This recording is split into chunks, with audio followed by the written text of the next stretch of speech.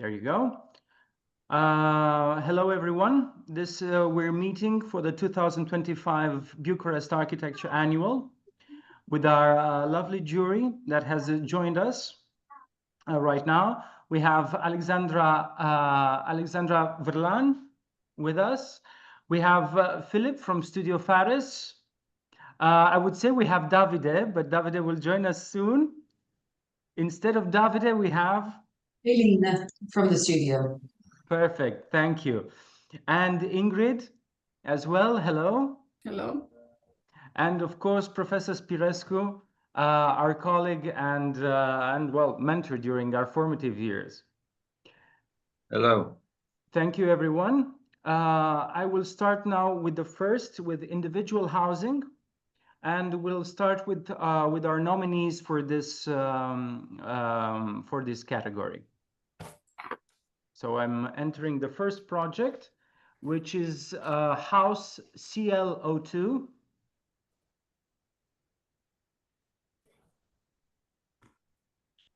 Stefan, can you hear us? Yeah, I can hear you.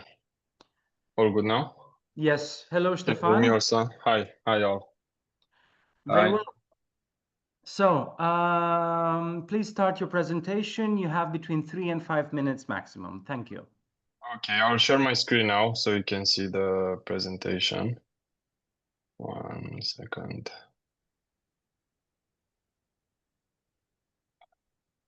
Good. Can you see it now? It's all okay? Yes. Yeah, perfect. So this project is a small cabin, a small family cabin located somewhere in Argeș County. It's like, let's say, an hour away from Bucharest, from when I exit Bucharest. And I'll start with, this is the location here, the plot with red. This on the right, let's say, is the new highway that goes to Curtea de Argeș. So it's located somewhere between like on top of this hill and between a very deep forest and this lake. So it's a nice position to place a cabin on. So as you can see, there's not much villages or built fabric around.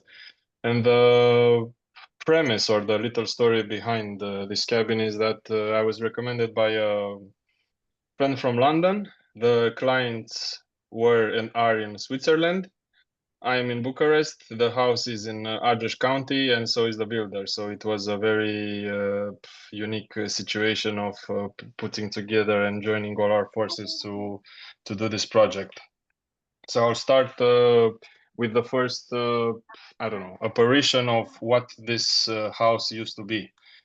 And this is the zoom-in picture of the final project and where it's on the plot here. This is an old... We can only see the first page. Is only me or you guys see the presentation? I only see the blue diagrams.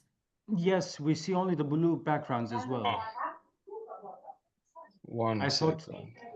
I thought it was part of the presentation, but yeah, it's not changing. We don't see the images.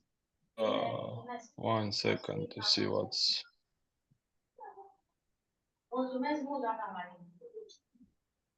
It's okay now? Yes. Yes. Good. So I'll come back to this is the... I'll come back to the site, the bigger orthophoto picture. This is the plot with the red between let's say this deep forest and this lake. On the right, you can see the highway that connects from Bucharest to Curtea de Argeș. So it's really on top of this hill and looking all over this large area where there's, I don't know, a very not so dense built fabric around it. So it's a very nice position to have a little cabin on, let's say. This is a more zoomed in picture with the final construction on the site.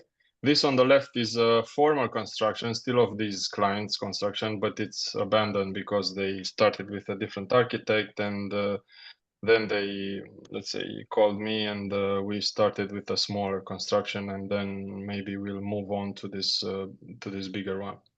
So this is the access road on the right, and you go on top of the hill, and then you go on this higher point here of the house. So going back to the beginning, this is what the former, I don't know, house used to be. It's a really garden annex built by the owner's father. So it's a cinder block construction that had on top of it a wooden, I don't know, hay cooler, or where they used to deposit hay and other stuff. And this was the starting point of this project.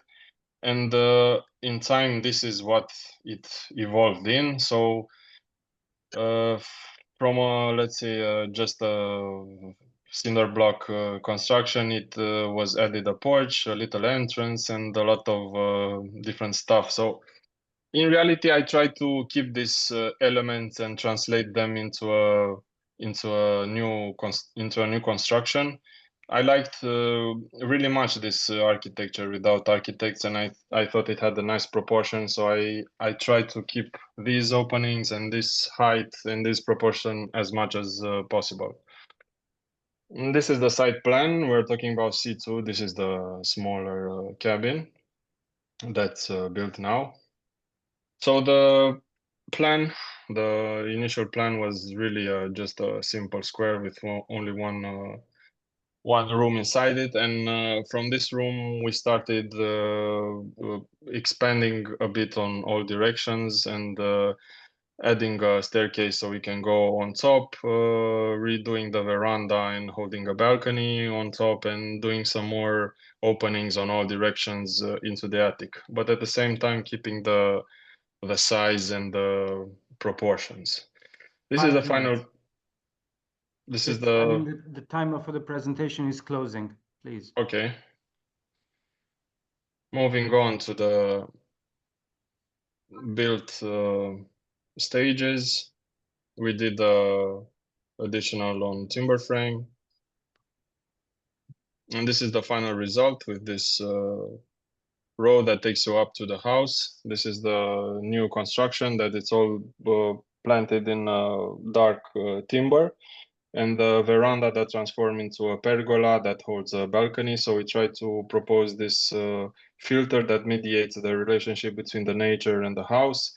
And on top of it, you see these large openings that were in the initial structure, and some new openings that guide you to the context and can, I don't know, give different views or different sunshades depending on the time of the day. Thank you, Stefan. Some back view.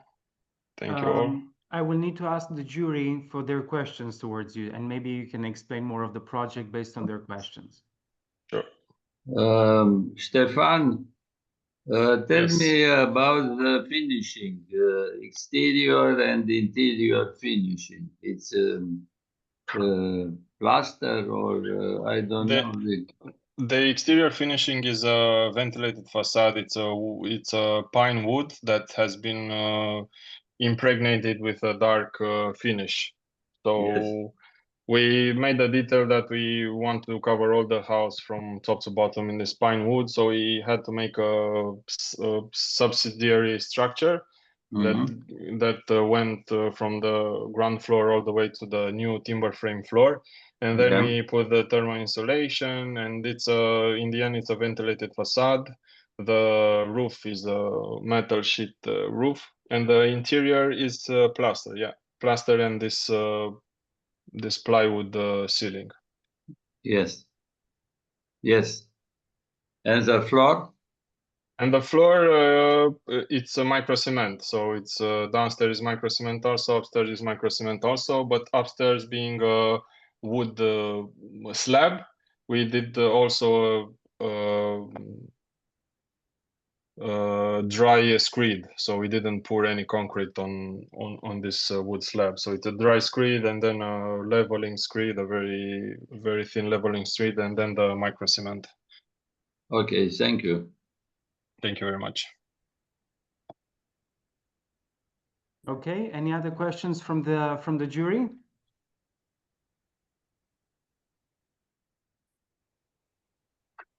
No, Alexandra? I don't have a question, but I have to say I really love the, what you said also, Stefan. Really cool project, first of all. Congrats for that. Also, you what very you said, much. that it's architecture without architects, and you try to build on top of that. I think it's also, as a, in a way, also in terms of sustainability, it is always more. It makes more sense to refurbish and to upcycle something than to tear it down. So I don't have questions. I think the project is very, very straightforward, very clear, and I really love it. Thank you very much. Yeah, this was another subject because we did everything in maybe sustainable materials. We did everything with people that were in the area. We try not to move things very much. We try to keep it very compact. So I don't know, I imposed this sustainability in the true sense of doing things local, doing things in short distances, doing things with people from that area, so we can also sustain the economy, we can sustain the labor. We gave the community a project to be proud of. So I think this is maybe a more durable attitude to do things in a sustainable way. And I think you should use that opportunity and to expand more in the area and also in the other areas. Yeah, for sure. Thank you, Stefan. Thank you for your presentation. Thank you very much. And also, hello, Davide. I see that you've entered the screen. Hello, everybody. Sorry, I was a bit late. No worries. Hi. I think we will see Stefan later on for another project.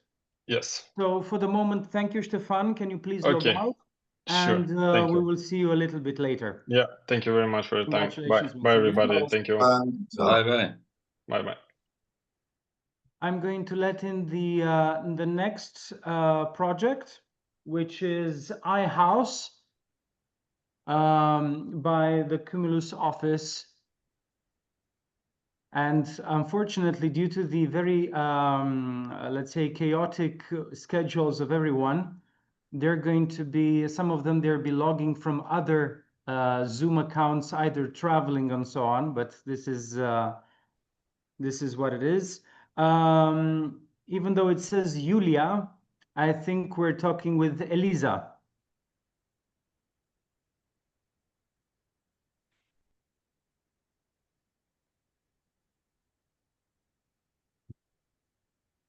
Oh, then I think, 1 second.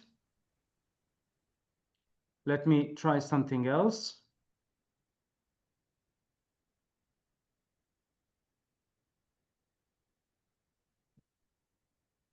Hello, Elisa.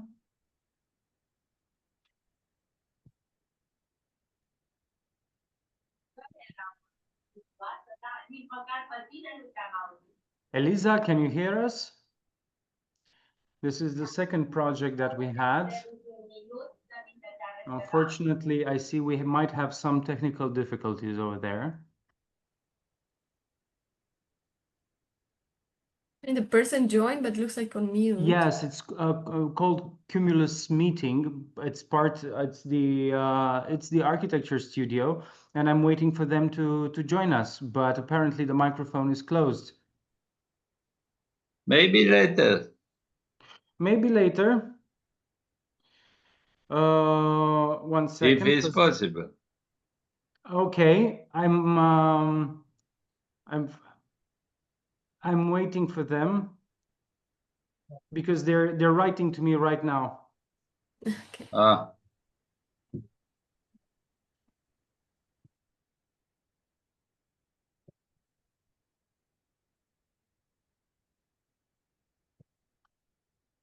Okay, 1 second. Let me see.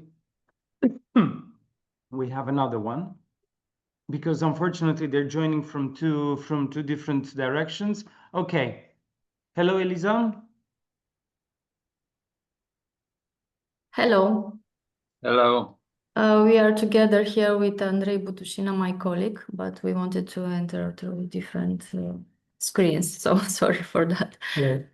Okay, as I said to the previous speakers, you have between 3 and 5 minutes maximum of presentation, so please begin. So we have to be short, okay? Yes. Yes. So our house is situated in, sorry, I think you need to start the slideshow. yes. Slideshow here, yes.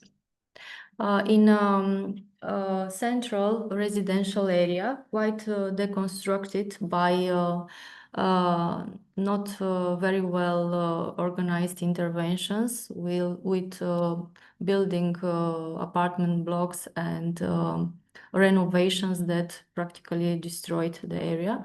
So the challenge was to renovate, rehabilitate and consolidate this building by the new brief of the client who is working, they're a couple and working in the film industry.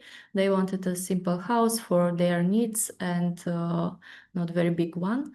So we have to reconsider the entire house structurally and functionally in order to meet their needs, but also to preserve the character of the house, which is of obvious Florentine Mauer style.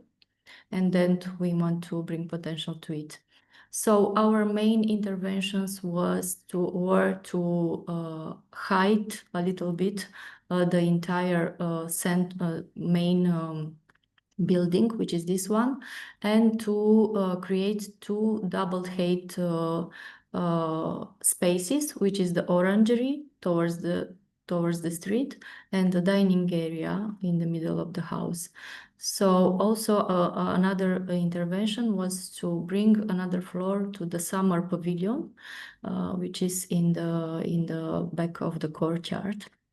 Also, we designed the courtyard, the interior, and we bring a water mirror in the middle of the garden. This is the first floor that we have here. We added a stair that through this passarella connects the guest bedroom with the master bedroom with the dressing and the open bathroom in the back of the house. In the section, you can see these two double height spaces. Of course, the facades were slightly changed by introducing some new windows and reconsidering the old ones through a different geometry. We played with four main pillars made our design.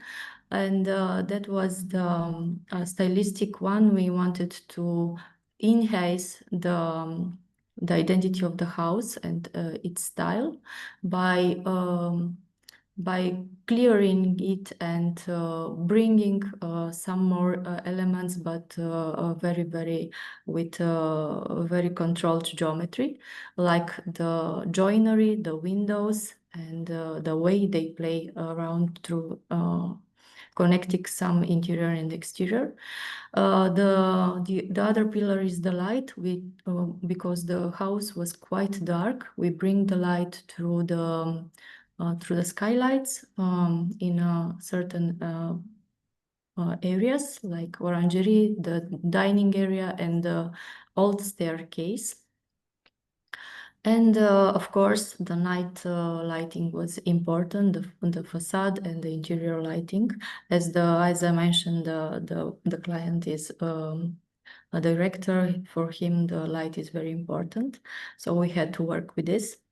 Another pillar was the visibility, how we connect to different spaces through the exterior and through the interior, creating a void that allows to the house to be reconnected by through the look of the people. 1 minute. Yes, 1 minute. Yes, and the other pillar is the materials, how we choose to work with them. We used natural materials, hydraulic plaster in a decorative style that is very characteristic to this kind of architecture, which is also characteristic for interwar Bucharest. And we used like very characteristic materials for that period, like mosaic, terrazzo, wood in interior. And also in order to be coherent from the beginning till the end, we created a Mediterranean garden inside and also in the orangery. So you can see here the final mood and the final result with the extended summer pavilion and some changes of the facade and of the windows. And here Thank you you, can see a Elisa. part. Well, yes, I'm sorry, but we have a very tight schedule. of course. So I need for you to explain to the questions that the jury might have. So please, members of the jury, if you have any questions.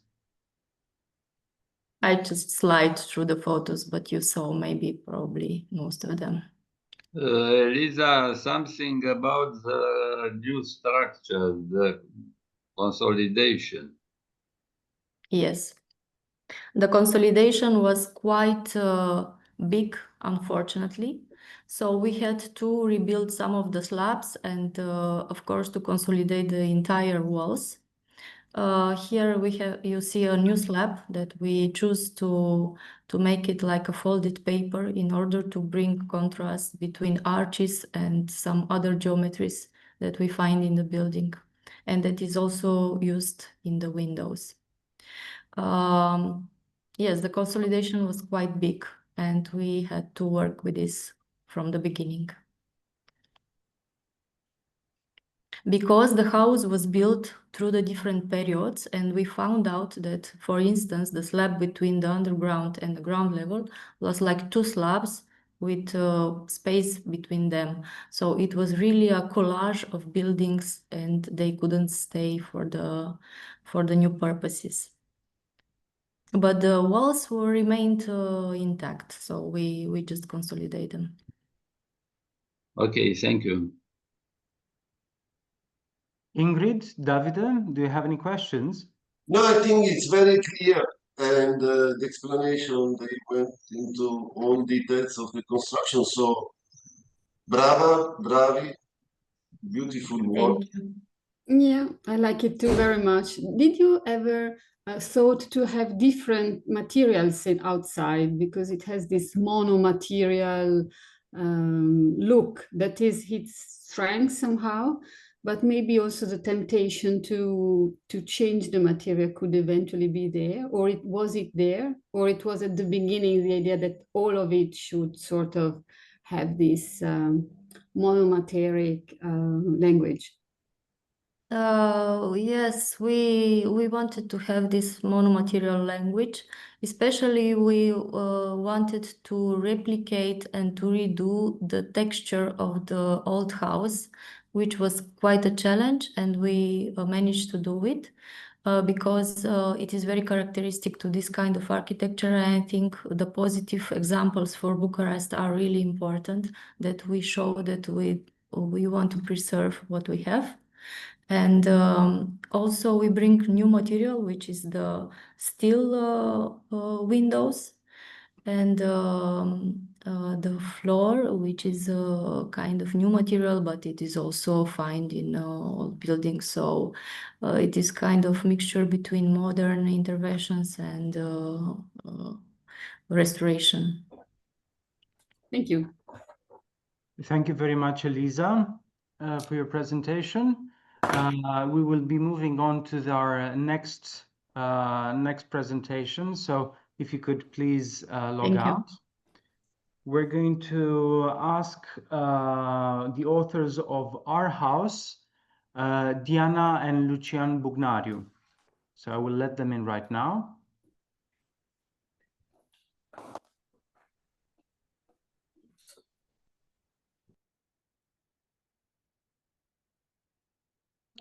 Hello, Diana. Can you hear us? Always with the Zoom meetings feels like a seance.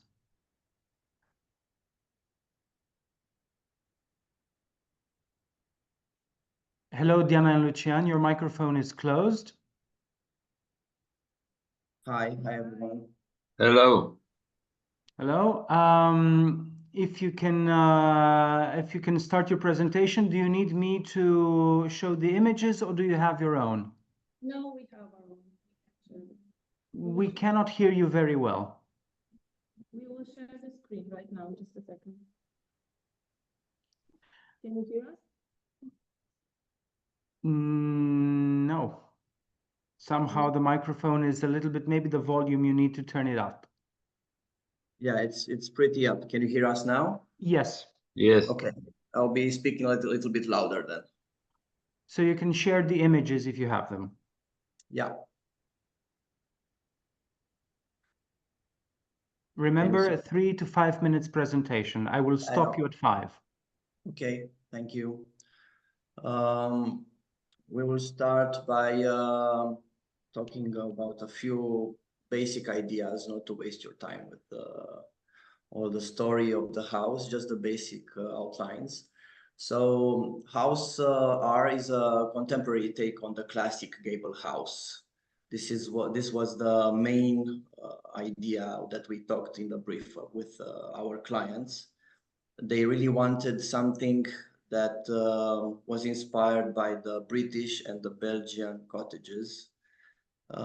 Situated, the house is located at the end of a cul-de-sac, and it gradually reveals itself in a calm and private way.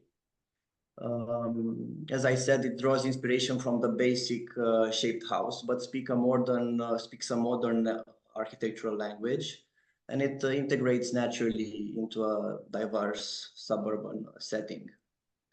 The house is composed of 3 distinct volumes, as you can see. The main one hosts the living area and the master suite, with a strong connection to the garden.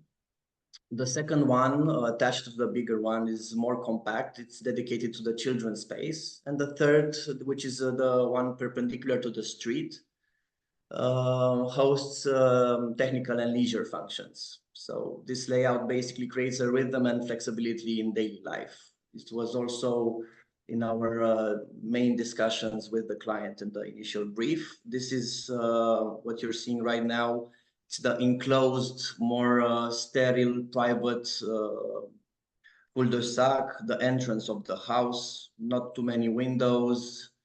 This is the entrance between the 2 volumes, so the articulation between the one perpendicular to the street, which is the leisure, and the technical one with the garage and the atelier and all those kind of functions, and the big house. Materials play an important role. This white brick and the checker pattern, which we spread along this is our main theme, architectural theme, while designing the facades. The checker pattern and black window frames give the facade depth and timelessness while being discreet and, let's say, elegant. Beyond form, House R is designed as a near-zero energy building, approaching passive house performances. It features radiant ceilings, high-efficient insulation, heat recovery systems. As you can see, we will see a photo with the full photovoltaic layouts, 2 heat pumps, and they all work together to ensure sustainable comfort every day. Ultimately, this project reflects a balance between architectural clarity, energy performance, and atmosphere. It's a home rooted in present, looking toward the future. This was also something that we discussed with our clients. They also have a small greenhouse. All the functions revolve around the center pillar, which is the staircase. The staircase is on the entire length, has a huge volume of air, and we also calculated some ventilation system that can have a natural effect, a natural ventilation system by opening windows at the ground floor and on the top floor. For example, this is a kid's room that also has a good volume of air. Both of them have those small replicated pitched roofs inside, so they really love it. What I want to tell you about the atmosphere, the photos were taken during the sunset and the sunrise, nothing in between. The day we had 3 days here to take some photos, and during the daytime we focused on the interior, because we noticed that this house has pretty good atmosphere during the start of the day and the end of the day, exactly when the clients are relaxing or starting their day. Basically, this is the full presentation. So if the jury has some questions, we are delighted to answer them.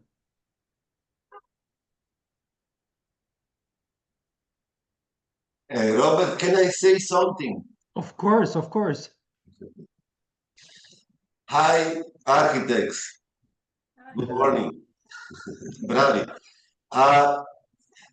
We actually appreciated the approach of this house in terms of fitting into the landscape of the plan of the roof and the choice of the bricks, that is beautiful, even though we had to check twice to understand that it was bricks, because the pictures are from far away, so it looks like you can understand if it's plaster or bricks from far away, from the pictures. I have a few questions, and I tell you, I love the project. There is something that disturbs me, and I'm curious to understand how you feel about it. First is, beside the shape and the volume that are very well mastered, the choice of the black for all the metal parts, that it's so strong and so aggressive in a certain instant. And the canopy that it's outdoor, these two elements, they are in very strong contrast to the sensibility of the volumes. And the interior design looks like very average, like what the people love today, but not so personal. I mean, it looks like a little bit standard, you know, that you see nowadays the showrooms of the companies that sells furniture, and you see all this atmosphere that it's a little bit like there is no personality. So the two questions are, the black and canopy, and why you went to this, let's say, standard commercial interior look. Yeah, we have an explanation for this, because sometimes we even don't do the interior, because we have an explanation for this. We have an explanation for this. The family has 2 small kids that actually managed to destroy most of the furniture that we had put in, even the carpets, everything. So we decided to take them out for the photo shoot. So this is the main reason. But that's nice. Yeah, in a way. In the other way, the clients laughed and told us, listen, we told you guys this was going to happen. Everything is going to be destroyed in a couple of months, because we finished this house almost 1.5 years ago. We waited for the vegetation to grow to take the photos. And during this time, the kids, 3 and 5, a girl and a boy, managed to ride on and destroy almost all the furniture. As you can see in the images, we kept only a few of them. So the design was much more than this, but the clients eventually decided to wait for a few more years before fitting the interior to match the exterior, as we say. The final version. No, this was my question. Even the choice of the black, that I don't know, it's personal, but it looks the choice of the black, I'm staying behind it. It's something of a personal choice. I really love the black and the white and the checker pattern. This was the entire idea, to have those windows and volumes that are in checker and they meet up in the corner. So if we tried different options at the beginning, soft grays, beige, and something else, but nothing was so powerful as these ones. And we also took our inspirations, as I said at the beginning, from the Belgian cottages that are mostly, and also British ones that are mostly black windows with white brick. Yeah, it looks British. And the canopy, the shape of the canopy, which is kind of extension of the glass facade, which is okay, but just to understand why it's this and not something else. Done in another way. It wasn't in the plan at the beginning, but the clients really wanted to stay outside more. This photo is taken from the fire pit, for example, that came 1 year later. So this photo is being taken from the fire pit because they want to enjoy the facade. And before this one, they wanted this covered terrace to enjoy the yard a little bit more. So we attached it to the initial project. And are you going to plant some big trees in the garden, or it will remain like plain? Some big trees are already being planted. You are not, you won't be able to see them. But for example, we have different layers of vegetation. The ones that you saw before is from the fire pit. This one is a little bit back. And you can see here, you have Magnolia grandiflora. You have another red leafed, I don't know what it's called, but we have multiple layers of vegetation. So it's not just the fence and some bushes and that's it. And the provenance of the bricks, where did you find the white bricks? In The white bricks, the white bricks are from Belgium. They were being provided by Wienerberger. Thank you. Thank you as well. Thank you. Thank you very much. May I Diana say only Lucian. one really very short thing? Guys, I think it's a great project. I would capitalize also in publications and everything you do to put more images about the materials, close-up, construction methods, because, you know, you do like really high quality. And I think you need to emphasize more and, you know, to present yourself more from this perspective. We have a huge storyline with at least 50 stories on Instagram from the moment we dig up the hole, the house in red with bricks and concrete until the final layout and the planting of the trees. Everything is being developed over there. If we had the time, we did not prepare enough. We would have prepared a slide with the whole house. We will do that in future presentations. Awesome. Thank you. I wanted to complete a little bit, Alexandra, is that during the first nomination process, we had to actually zoom in order to see the high quality of materials that you used, because from the images watching on a computer, we didn't see the true material. We saw only blank canvas, so we needed to zoom in. So maybe you'll keep that in mind. Thank you very much, Diana and Lucian. Thank you. Please log out so we can invite our next speaker.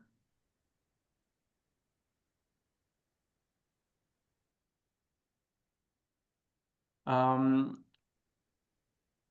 next speaker is architect Mihai Nuță. He is with the project Casa din Livadă, House in the Orchard. And he will join us momentarily. Architect Nuță, welcome. Can you hear us? Well, he can see us, hopefully.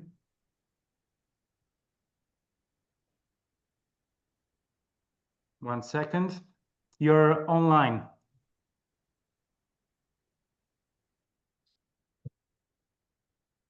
Da? Deja vă auzim, sunteți aici. Da, că nu se aude pe... Ok. Acum, noi vă auzim. Nu știu dacă dumneavoastră mă auziți pe mine. Mihai?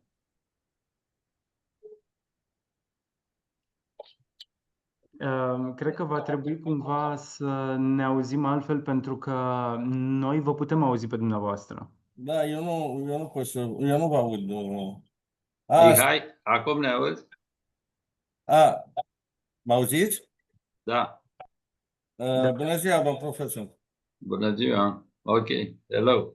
Eu nu aud. N-aud.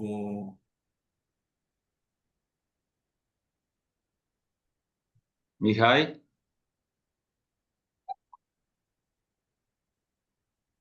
Da? Vă rog să porniți prezentarea ca și cum v-am auzit, că noi vă auzim.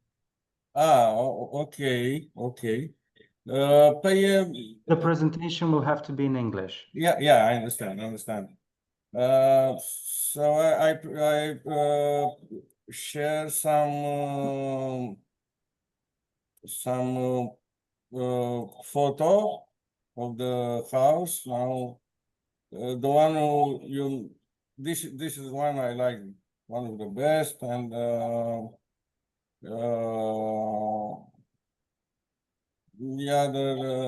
this is about the console. Is about this beam which is coming from the other side of the house. Unfortunately, we cannot see the actual image. We see the folder. You don't see the image? We see the folder, not the image. Oh. Yeah, you click on the image, maybe you see bigger. No. You double click on the image and then you share screen the image. Okay. Once. No.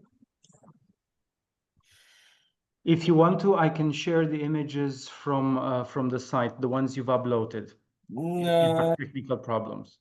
Now you see it? No. You have to start share screen and then you share not the folder, but the opened image. Now we see it? No. Oh, yes, now we see it.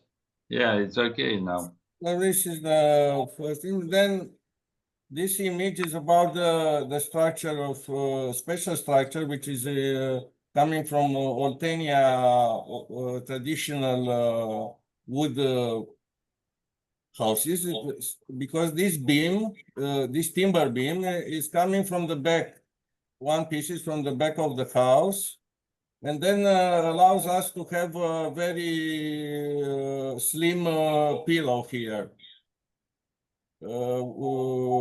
Because it's the heavy of the house is taken by this great beam. Then this is the basement. This is the interior. Two images from the interior. This I call it the divan from the living. I found it in Australian houses as an influence. And the interior is more white in the interior, and the staircase. This is the terrace. The detail, these elements are from Japan architecture, from dugong architecture. We call it do elements. This one. Three images with the house, atmosphere. So from the divan to the from east to west, we have image from the interior. This another image has about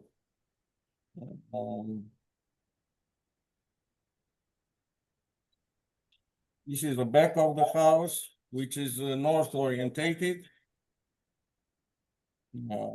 This is a vol d'oiseau with the roof, the shingle roof. The shingle is produced by my company, by my team.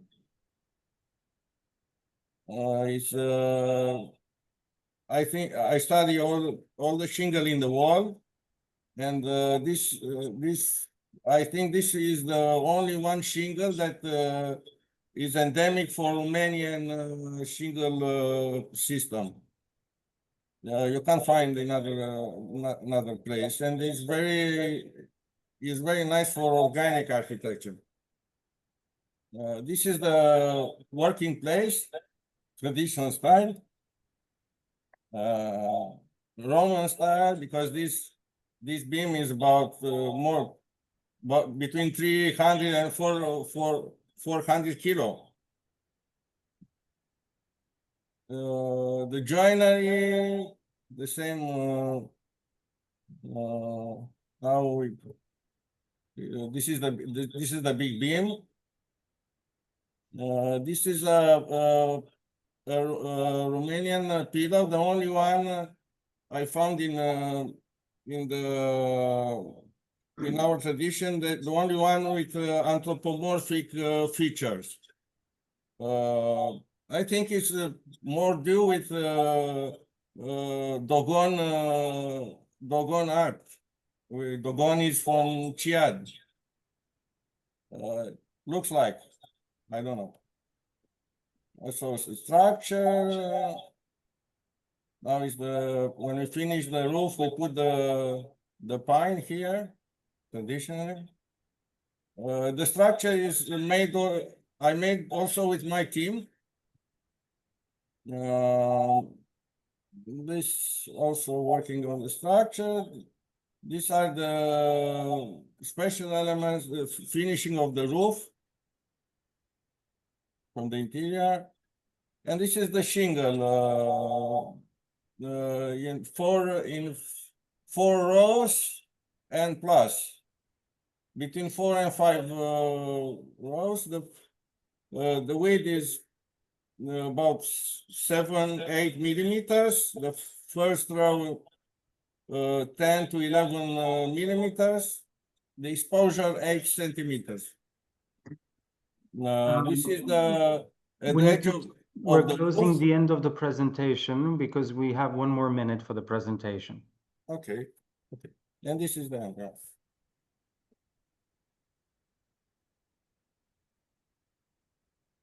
Okay, I can ask the jury if they have questions for the project. If I might. Yes, of course. I will try to see if whether the architect cannot hear us, I will transmit the question to him. Anyway, I don't have questions. I have appreciations to have a vernacular spirit contaminated by cross-cultural way of thinking and putting the best that you can find around the world, but still keeping the Romanian soul in a building that it's actually a manifesto. And I'm really fascinated. I mean, it's fantastic. The work on the details, the thinking on the wooden structure. The wooden structure itself is a work of art. I'm totally enthusiastic about this project. Congratulations. Fantastic. Grazie, grazie. Prego, prego. Yeah, very nice, very nice. I think we didn't get it so deeply by the images by the first images we get. So how much material culture was involved here and how much passion and love, I would say. I see. How much timber? How much love. How much love? Yeah. It's not the first project I did. So working with traditional workers, I found that most of them are not doing the good job.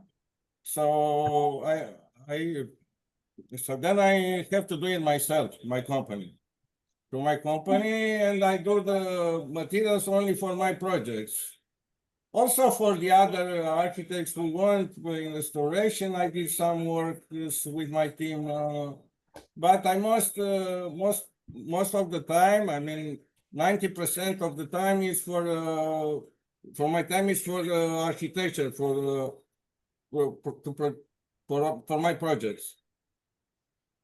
This is a special domain because I didn't find architects involved in this problem of the shingle. Scandole, pardon, en français. shingle in Germany, shingeli in Hungarian. So I studied the shingle all over the world. I may be write a book about the shingle, also from the America to Japan. I study all. You should. So that's how I find that so that's why I found that this shingle is specific only for this area, for Romania. So this is how I found it. Studying What wood is it? What wood is it? The wood is Albius in Latin Albius alba. In English is fir. Okay. Fir. And in Romanian? Brad. Okay, Mihai, something about the wood that we talked. What about the fire protection? Because I saw that this building is composed most part by wood. You protect? Also, a detail for the project is that the wood structure is done by me, not by an engineer. This is very important because the structure is very connected to the detail of the architecture. So the detail of the architecture we want improve our structural concept. So this is why it's important that an architect should know how to do a wood structure by himself. This is not the first. I did many structures in wood. Also, the dimension of wood, the elements are limited to 8 meters because I'm working only in natural wood, not certificated. So the mill gives you wood maximum 8 meters. So in this area, an architect could build himself the structure, make himself the structure and all the details and everything he wants without an engineering. So architects, we could be also small engineers. Okay, thank you. It's Forgive me, we have to, because the presentation is far longer than the other ones. I will have to stop the presentation now. Forgive me, but it's already, we have a lot of other participants waiting in line to present their projects. I want to congratulate you for your work. If there are any other questions from the jury, but we do need to, we are running a little bit late. We're already 15 minutes behind. Okay. So thank you very much for your project and for your presentation, and good luck. I didn't ask the question with the fire. There is a fire protect. The wood, the timber is protected by the for the fire. Fireproof. It's impregnated, right? Or how? Yeah. It's but it's the product is transparent. Don't affect the color of the wood. Yeah. So it's a I use very good product from German product or European product. Yeah. Okay, thank you. Thank you. Thank you very much. Thank you. Amazing. And congratulations. Nice to meet you. Thank you. Nice to meet you too. Would you please, you'll have to log out now so we can invite our next speakers.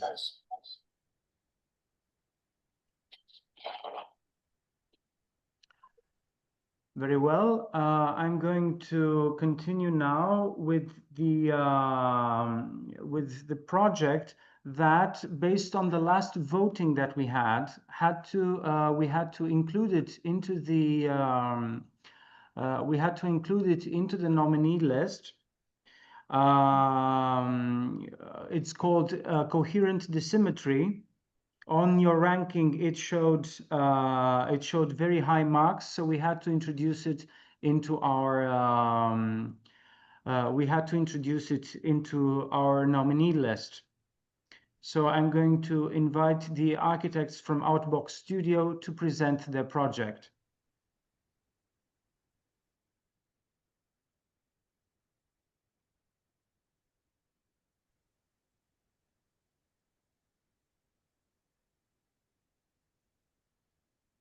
Hello. Hello, hi, can you hear me? Yes, we can hear you. Do you have your own presentation that you can share with us? Yeah. Perfect. You have between 3 and 5 minutes maximum for the presentation. So the Okay. jury can have questions for you. I'll do my best. Please. Can you see the screen? Yes. Okay, so my name is Dimitri Zerva. I'm an associate architect at Outbox Studio. On this project, we worked alongside Yoka Design, the firm who made the interior design for this project. This project brings together two semi-detached single-family homes on a 1,000 square meter plot set at the intersection of two streets in Pipera. Even though each house follows its own layout, they somehow come together through a consistent style and volume, giving the impression of a single unified building. Rather than using fences or walls or traditional partitions between the houses, the division between the two homes is suggested through the play of volumes. For example, each living area opens onto a private garden oriented in the opposite direction from the other. So this is the living area from the first house, and this is the living area for the second house. Ensuring privacy and a strong connection to the outdoors. There's also light and ventilation courtyards, you can see here and on the first floor, that bring in natural light and fresh air, adding to the comfort and let's say the depth of the spaces. Inside, the layout is simple and clear. The day areas are on the ground floor and bedrooms are upstairs. This functional split is marked by a dark horizontal band. I'm sorry if the PDF is lagging. I don't know why. You can see it correctly? Yes, Yeah. yes. Okay, perfect. This functional split is marked by a dark horizontal band that also becomes part of the design of the facade.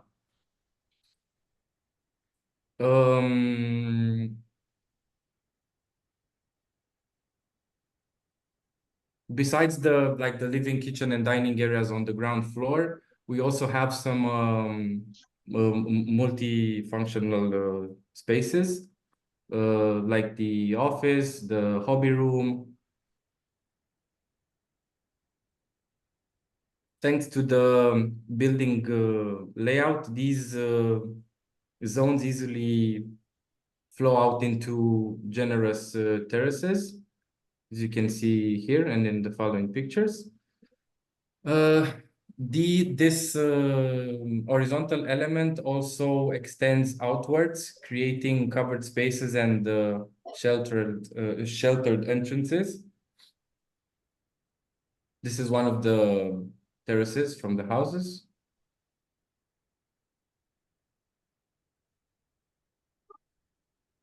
And this is the areas that I was talking about when this element goes outwards. This is the parking area for the house on the right. The entrance area, also covered by this element. The facades have a clean look, a sculptural clean look, let's say. We used ventilated panels made of fiber reinforced concrete that were actually made in Romania in two colors, this light gray and the dark gray, mixed with warm wooden elements.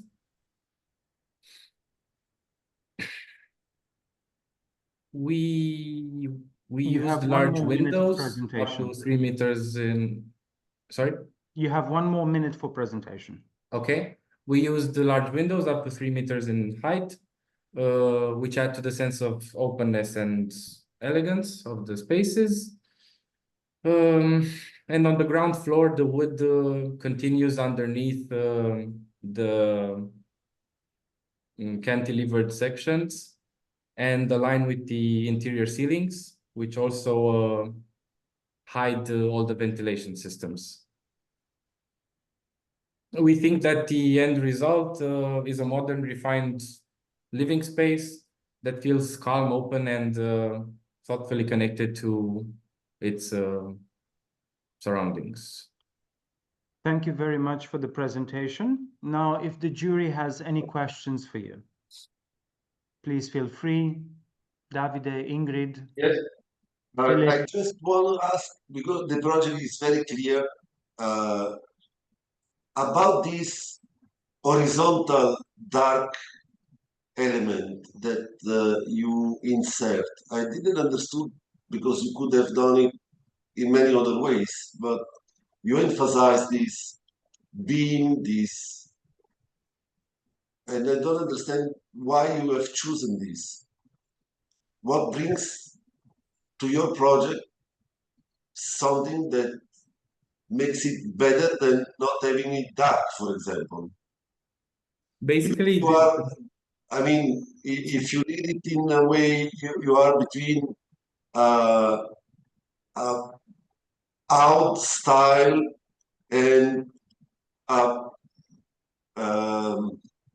what's the name of the Austrian architect of the last century? Adolf Loos.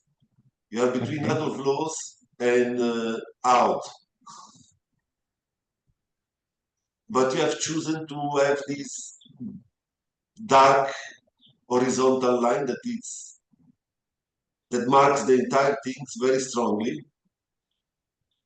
And I'm curious about why it's so prominent.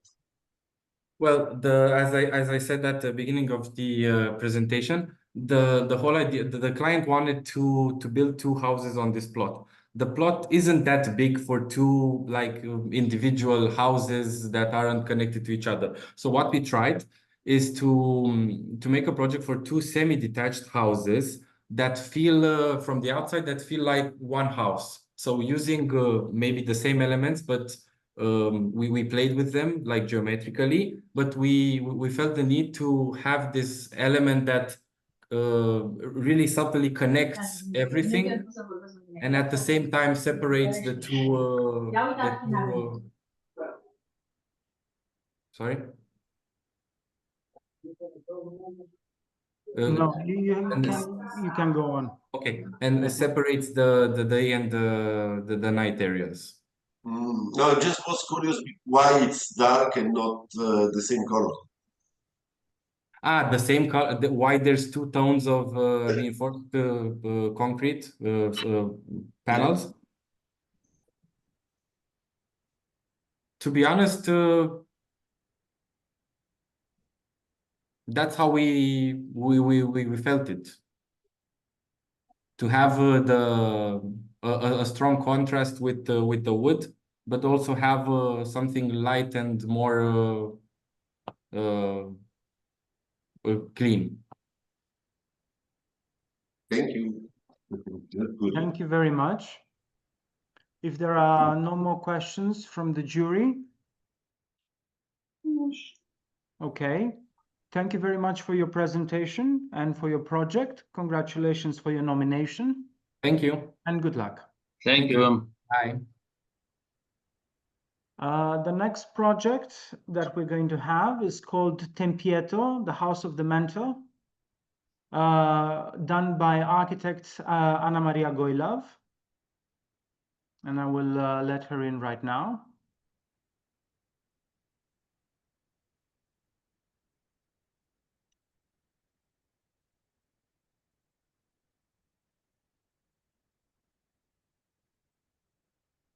Hello, Anna Maria. Hello, Robert. Hello, everyone. Hello, Anna Maria. So, please begin your presentation, 5 minutes maximum. Thank you. I would like to share the screen, if permitted. Yes, you can.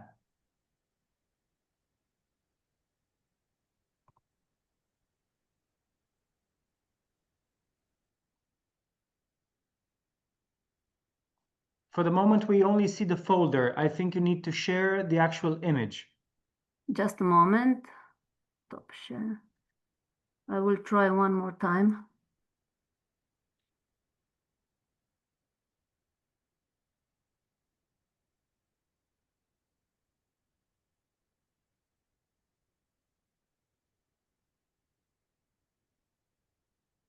This should be fine, I hope. It's loading. We don't see the full image. Is it better now? 1 second. Yes, now we can see the full image. Please begin. And now? Yes, it's okay. Please begin.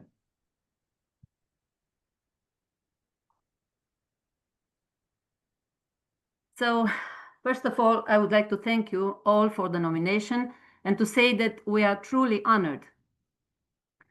Talking about the Mentor's House, the so-called Mentor's House, I have to emphasize that this is the last of the 12 mock-up pavilions that we built so far at Școala de la Bunești, which is a summer school we created 18 years ago in 2008 in the middle of a forest in Argeș County, with the intention to practice architecture as schole. This is the Greek term for school, meaning leisure for discussion and philosophy, but also as a hands-on, try and error reinvention of the nowadays architect as a builder on the construction site.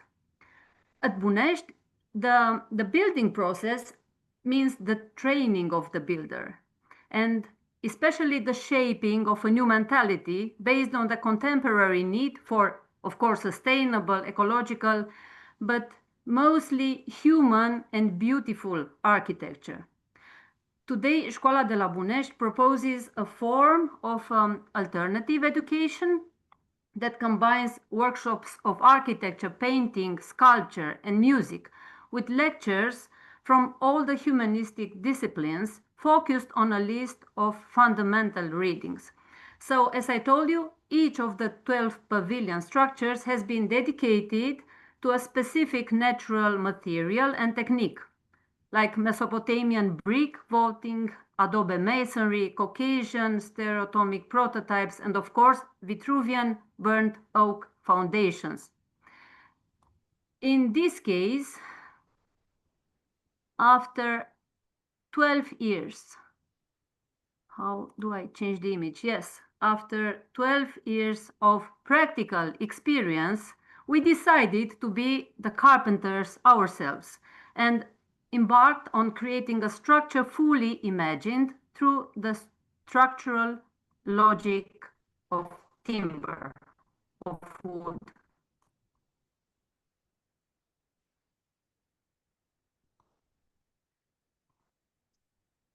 It's a prototype drawn equally from classical and vernacular models. So we kept an eye on the classical temple, but another eye on the beautiful verandas of the rural area nearby.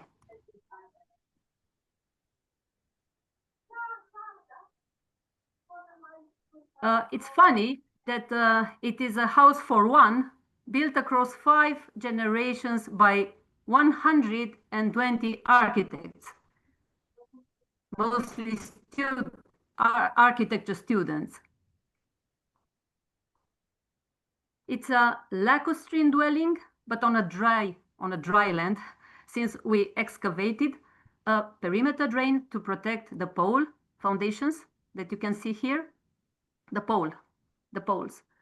And we used for this 2-story building 2 types of wood, charred acacia logs for the basement and fir wood for the piano nobile. And we adapted and reinvented on-site wooden joints like this one, which is a peg joint, in order to expand the load-bearing elements and to stiffen the structure, which is completely freestanding, as you can see here, floating above the ground. This is a 15 ridge element that we harvested ourselves with our hand from the forest. And this is also a 15 meters long beam. Pillars and beams.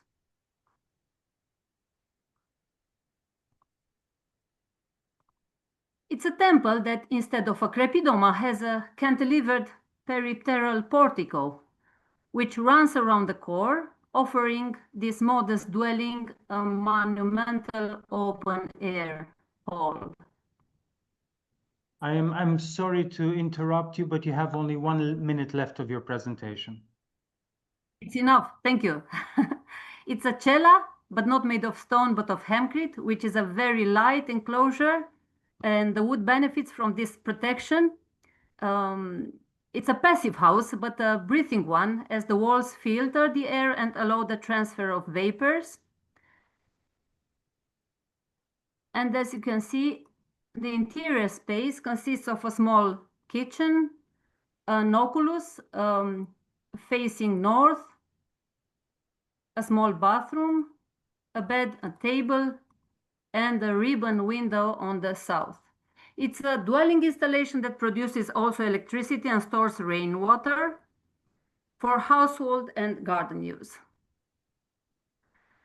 As a conclusion, in this digital age, I would say this project stands as an invitation to mentorship, the shaping of the apprentice architect beside a guiding person, and at the same time a personal and very intimate learning from the timeless wisdom of tradition through earth-born natural building materials.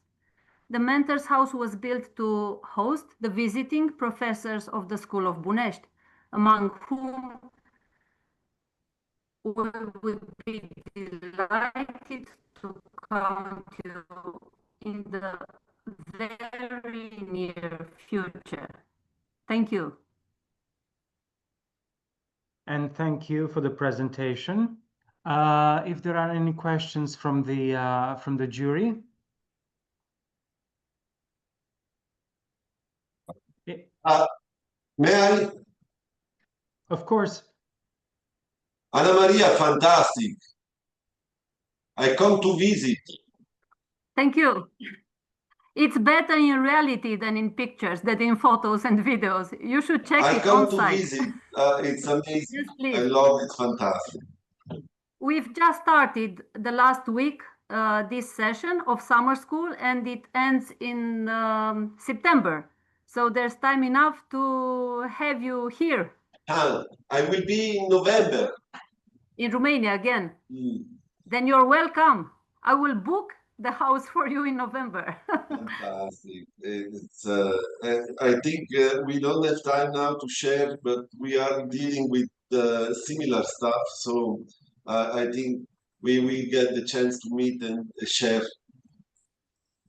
experiences. I'm looking forward to seeing you here. Thank you so much. Thank you. Alexandra, Ingrid? Maybe Ingrid, you go first, if you have any. Yeah, I think I was thinking the nice thing that is replicable somehow, and how do you see it in perspective?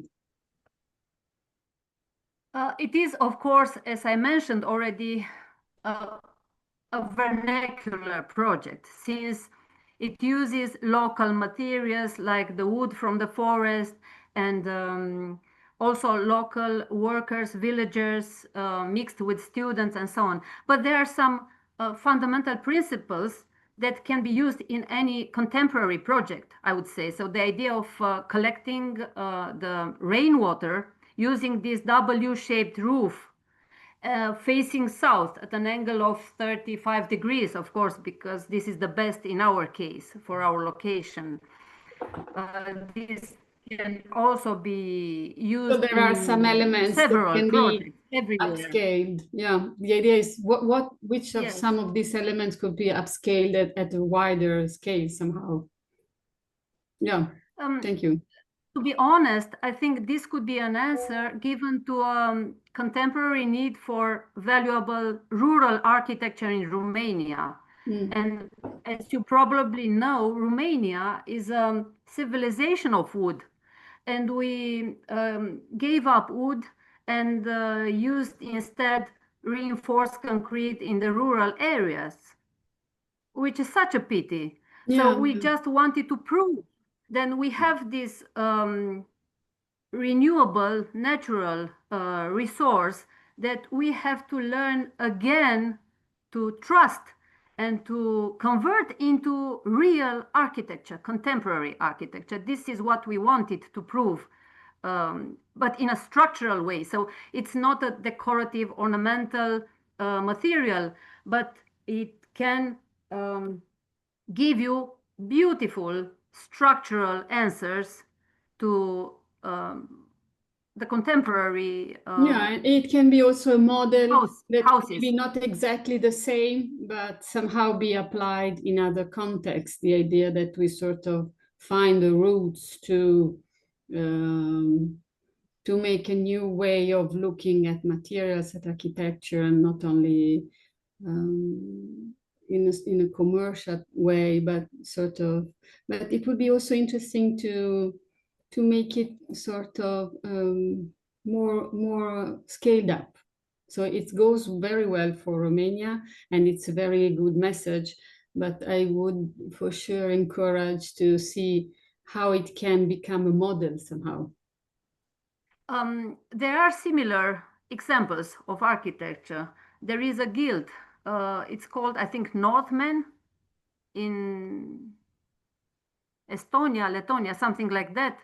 They built exclusively on wooden joints and structures, and they teach people how to do this. Nice. So there are several attempts nowadays, what we call the new traditional all over Europe, and not only, especially the northern part of Europe. Nice. So I think it's one of the prototypes, the contemporary prototypes on wood art. Ana Maria, if I can say also, I did. Sorry. Now, I want to say, like, yeah, it's fantastic, you know, that you guys got this initiative, and, you know, you really pulled everything through. And also, you know, as an idea, I wouldn't shy away also from using, you know, contemporary technology, in the sense that the machine now with AI, I know it's a big thing, but it's a powerful tool which we can learn the machines, you know, how to sculpt, how to use the tradition. So I think maybe if an idea, you know, if to document all this you know, all this process that you are doing, and then, you know, try to integrate as you know, as much as possible part of the technology where you think is very helpful. But I think this is a bright future, as you said, you know, the new traditional. It's something that it's absolutely fantastic. I'm very happy to see it, and very proud of it also.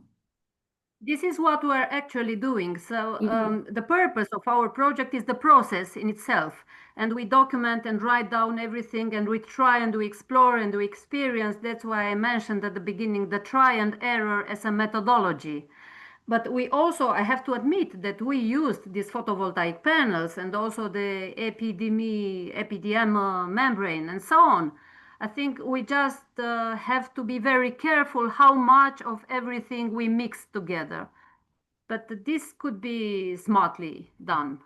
Thank you very much. But I'm thinking also, just one thing. I'm thinking also, besides by new technology, I'm meaning also like CNC and precision cutting and precision sculpting, you know, with the machines. That's what I want to say. But anyway, great. Yeah. Absolutely great. Thank you.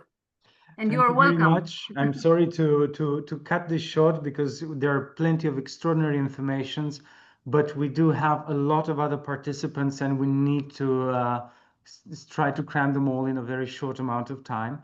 Thank you for your presentation, and congratulations on your nomination, and good luck.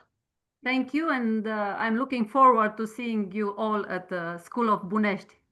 Ciao. Thank you, Ana Maria. Goodbye, and thank you very much. And now we're going to accept the last speaker for the individual housing project, with the project called Villa Zorilor. Ana Maria, if you can log out, please. Yes, right now.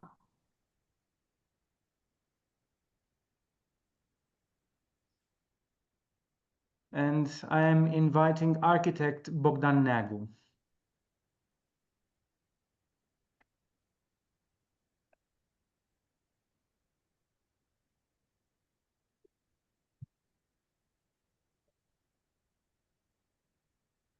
Christian Zacharia is a cat. Now, Christian Zacharia is working with us, helping us organize this meeting. So, Architect Bogdan Nagu, welcome. You have a very short amount of time for the presentation, so you'll have to be very efficient. 5 minutes maximum presentation. Please begin. Hello. First of all, I have to thank you for the nominee.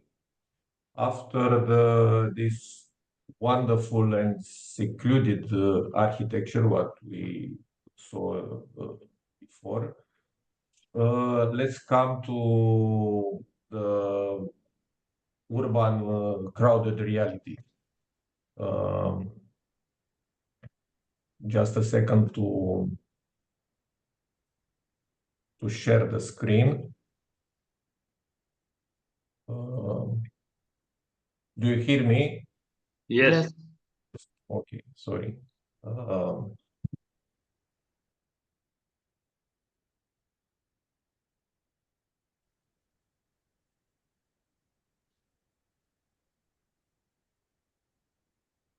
You see the Yes, we do. We can see it. Yes. Okay. So we come to the crowded urban reality. It's about an area with high protected from historical point of view. The area where the house is located. Here is the plot of the house.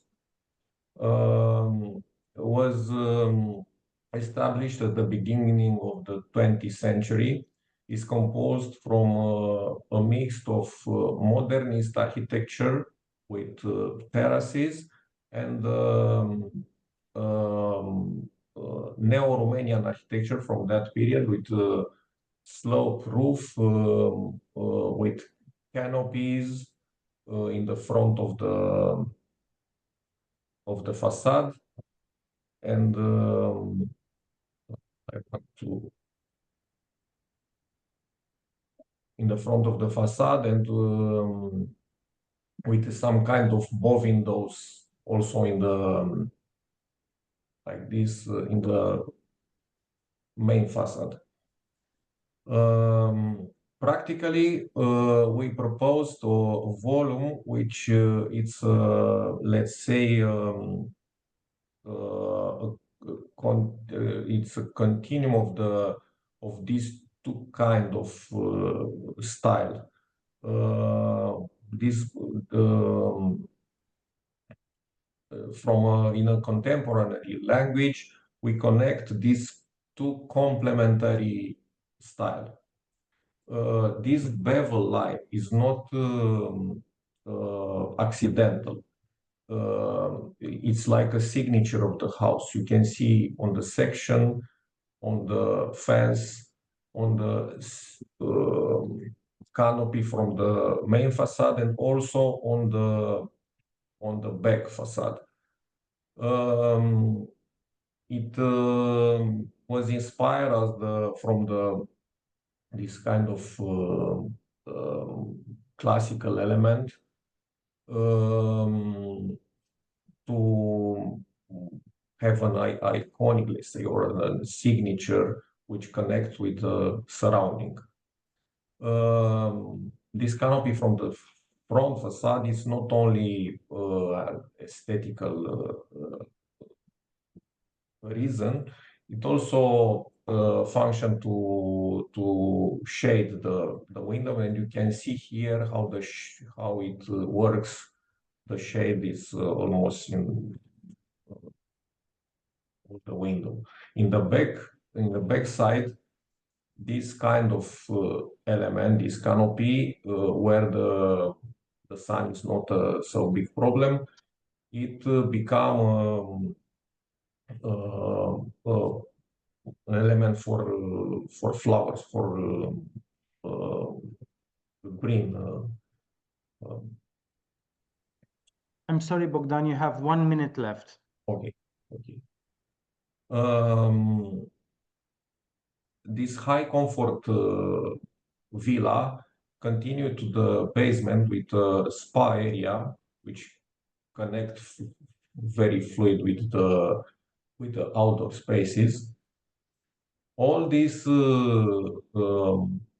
even it looks very simple, this volume was done with a lot of technical details, a huge amount of technical. We manage all the elements at very precisely details. Also, this building is designed to be NZEB and with a high system of BMS and ventilation with heat recovery. You can see here that these traffics, the details from the traffic from the facade. All the bathroom has this kind of finishing to increase the massivity of the building and to have also the intimacy from interior.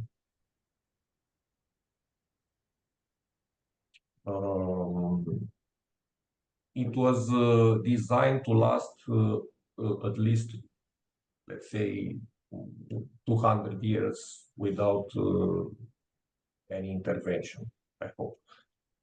Thank you, Bogdan. Thank you. If there are any questions from the jury? Yeah. Bogdan, good morning. Good morning. Congratulations, fantastic. Thank you. Maybe I didn't catch, who is the client?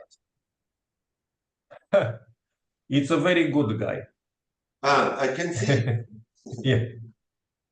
No, really, it was a very good. It was first sketch, first drawing, first presentation.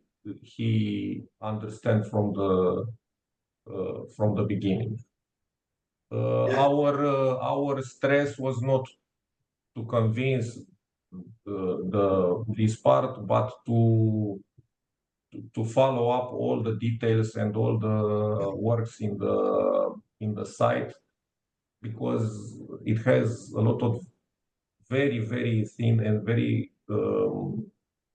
let's say complicated. I don't know to say complicated, but some details which are if was not made very well, the result was altered during the. If I can express, because we don't have so much time, express very shortly what I think is that without falling in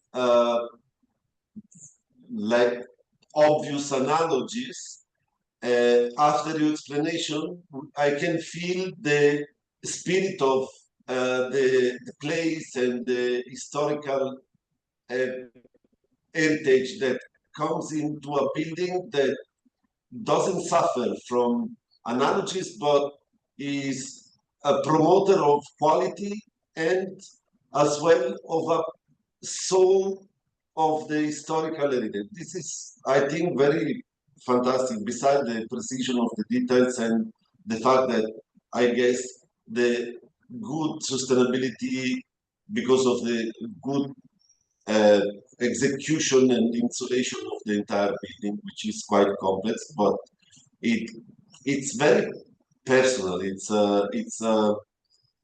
a beautiful crafted like piece of stone, like a sculpture. Bravissimo, Bogdan. Wow. Thank you very much. Okay. Alexandra wants to ask a question, but we can't hear her.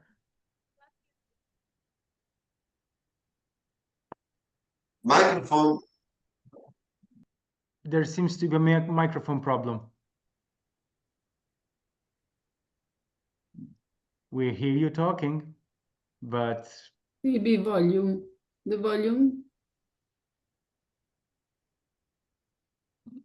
maybe, I don't know, a jack is disconnected or oh, so she's asking what type, what is the material? It's limestone. Okay. Limestone. Thank you. What makes it last 200 years? I'm asking Alexandra. Yeah, the system of the fast to catch this material has 3 centimeter width, and all the system are very state of the art, let's say, system who fixed this stone. And all the building was designed with enhanced and the state, let's say, the last material which are on the market. That's a wonderful provocation, because it means that all other buildings, they will not stand more than 20 years. Thank you very much, Bogdan. Ingrid, did you have a question? Maybe only one. Why did you make this overhanging on the top of the window so bold, I would ask? This one, you mean? Yeah, exactly. Yes. So bold? Yeah, it seems a little bit bold. So it's a big sign, I would say, no?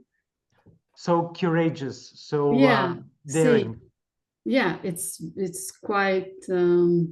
It's signature, let's say, I said in the beginning, it's this bevel line, and also this, let's say, a canopy.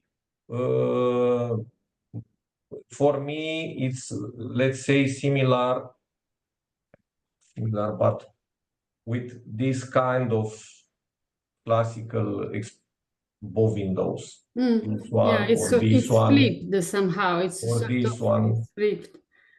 Sorry? It is flipped because in the historical one, it seems that usually it's the other way around. Okay, it was just a curiosity from the. Yeah. Thank you very much, Bogdan. We need to be moving on. Thank you also. Congratulations for your nomination and good luck. Thank you very much. We will be closing with individual housing now, and we're moving into collective housing. So we will start with Casa Fotino by Lama Architecture. And I will be, because the authors are not in Bucharest, I will make the presentation for them. I will show them the image. Bogdan, can you please leave? Perfect. Okay. Hello, Colleen. Hello, how are you? Good. Hello. Okay, so I will start sharing the images. I hope you can see it. Yes, please. Okay. I'm in vacation, like my picture, see it, and I don't can make the presentation on my laptop, but I think I will manage that way. Okay, you have between 3 and 5 minutes presentation. Please begin. Yes, thank you. So the plot is in north area of Bucharest, in the neighbors Floreasca and Dorobanți. That it's area with very narrow old streets, very narrow and dead-end streets, cul-de-sac. And that plot was in that area with very narrow streets, and we find to make a house with a little bit intimacy for the neighbors. That in the picture, can you see the streets? It's 4 meters, something like that. very narrow. So we managed to do that with this facade made by wooden rifle. It's like a filter, like I say, filter, but also is a ventilated facade. The building, it's and the building very. So the living, the building is P+2, and one small attic on the third floor. So we want to make the living area with wooden rifle, and the attic to be like a small house. This is the house on the top of the building, like a tiny house, something like that. So we split in I don't have the plan with the ground floor when we have to manage some parking area. Then is the second floor and the third floor with the living area, and the attic floor where will be an office, maybe architectural office, I don't know for sure. So we try to make this layer by wooden stripes, and the interior, this interior is made also from plywood, pine plywood, like the exterior wood that is pine too. Terrazzo plates on the floor. We like concrete, like all the architects in the present.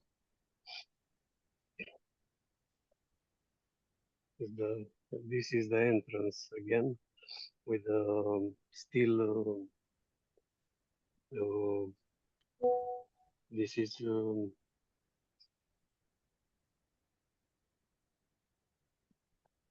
okay. No. Thank you very much. If there are any questions from the jury, please. Adrian? Yes, Kalin, tell me, the building is a urban building, yes? And yeah. But I like you...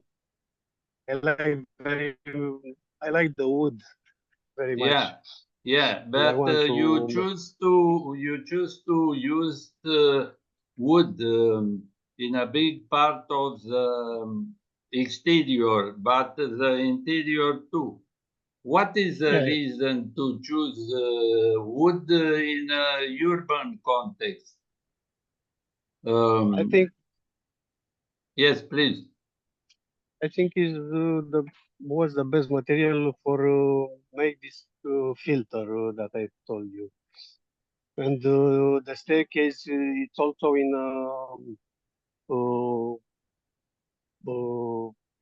plus in a shape of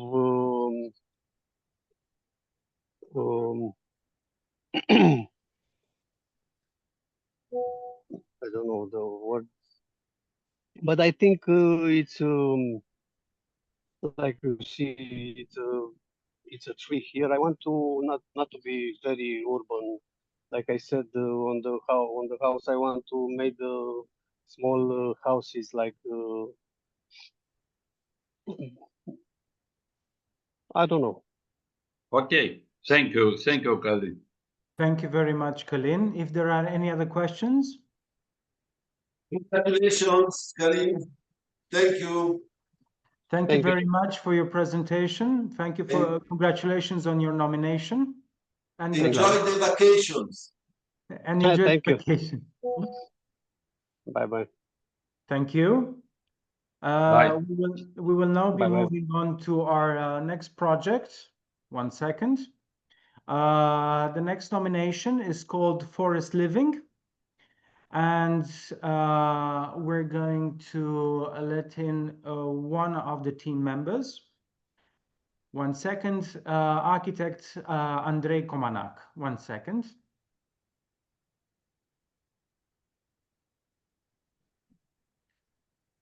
Hello, Andrei. Hello. Oh, I need to let Alexandra in as well. Hello, Andrei. You have a 3 to 5 minutes presentation for your project for Forest Living. Hello, and thank you for the opportunity. Our project here is composed of in 3 residential buildings.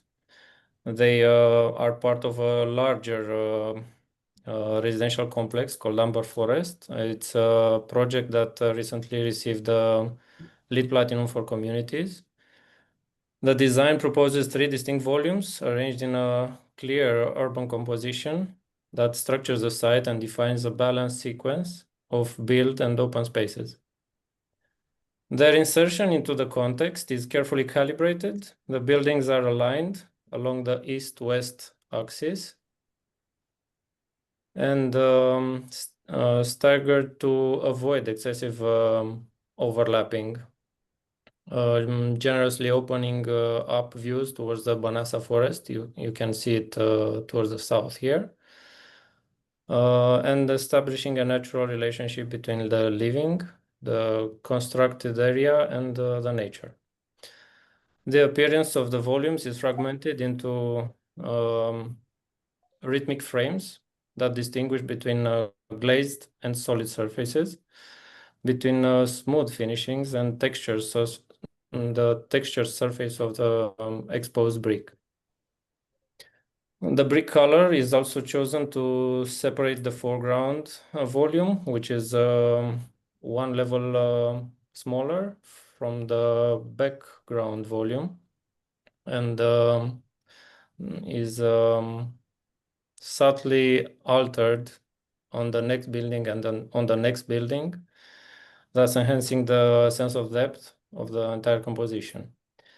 The buildings are, as I said, oriented east-west, optimizing the catch of natural light throughout the entire day, and on certain apartments you can have a very nice cooling through cross ventilation, reducing thus the energy demanded for artificial lighting and ventilation and climate control, actually. The well-insulated facades, passive shading, because every window has exterior blind. You can see the detail on how they are hidden here. The low emissivity triple glazed windows, they all contribute to energy performance and interior comfort throughout the entire day and all seasons. The ground floor units are open and activated by private gardens. You can see here they have separate access, and each one of them has their own garden, also towards the street and towards the back, which provide a visual filter to the communal space, basically creating a bit of intimacy. And a similar experience is pursued on the upper floors through large glazed windows and balconies that continue the interior living areas outward. This gradual transition between public and private fosters domestic sheltered atmosphere with an open ensemble. A special attention was given to all public spaces details. The access area features a generous canopy and an entrance ramp for persons with disabilities. You can see it here. we had to protect this area, which is the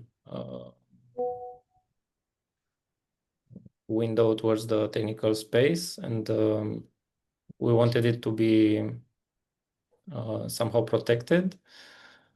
You have 1 minute left. Thank you. The entrance corridor is also finished to be visually unifying for all spaces. The apartment doors were designed full height with a discrete lateral detail, including the doorbell and the apartment number. Sustainability is integrated at every level. Rainwater is collected and partially reused for landscape irrigation. Photovoltaic panels assist, as you can see, they assist for the heat pumps and reduce energy consumption. We have also heat recovery ventilation system, maintaining air quality without major energy loss. Heating and domestic hot water are supplied by a hybrid system, alternating between gas and heat pumps based on real-time efficiency. I can stop right now and. Oh, I'm sorry, but it's okay. Your closing statement, please. The project becomes a model of responsible architecture, I hope, and from form, function, and context, they all converge into a coherent vision of contemporary collective living. Thank you very much. Thank you very much, Andrei, also for your timely presentation. I also ask the jury if they have any questions concerning the project. Hi, Andrei. This looks amazing. Like great project for a collective housing. I have a few questions actually. What are this very tiny? What is this round white thing on the facade on the? Yeah. That's the heat recovery wall heat recovery unit, which comes only in white, unfortunately, and we couldn't hide it somehow differently, unfortunately. Yes, we are not happy about them either. But I'm not here to pick at this kind of details. I think overall, you know, the big. I'm explaining. I'm just explaining. And also, I think as a suggestion, you know, like I love everything about it, and especially the fact that, you know, it has the neighborhood impact, and you guys also received the LEED, Yes. platinum for that. I think that's fantastic. The only thing that I would maybe do differently, there are a lot of white surfaces, you know, around the solar panels and so on. I would have loved, you know, to have maybe green roofs and to, you know, like this is a bit too dry. When I look at this, I think it can take a lot more green. Also, you know, with the pavement, with the parking, yes. yeah, on the roof, but also when I see the parking, and you know, I think this is a very early picture when the blocks were only opened to from the construction. They just received the how you call it, the final paper from the city hall. So you can see there are some other elements here that are also green, but they are not finished and they're not planted yet. But I understand what you're saying. We can improve on the ceiling, on the terraces anyway. Yes, I agree with that. As long as we don't shade the photovoltaics. Yeah, absolutely. Yeah. Mm-hmm.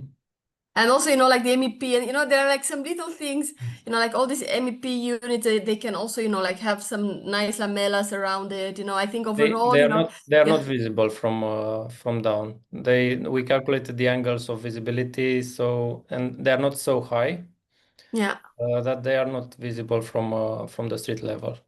Yeah, but what I'm trying to say, you know, like the roof, it can take also like a community garden or something like that. So it's nice that, you know, like it I can understand, be, but it's hard to access. It's only a vertical stair that accesses it. It's a technical roof.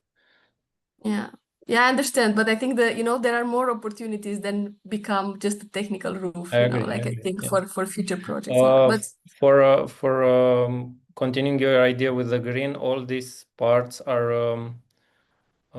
actually flower were supposed to be flower pots. It's not, as I said, it's not finished and it's not exactly final product, let's say.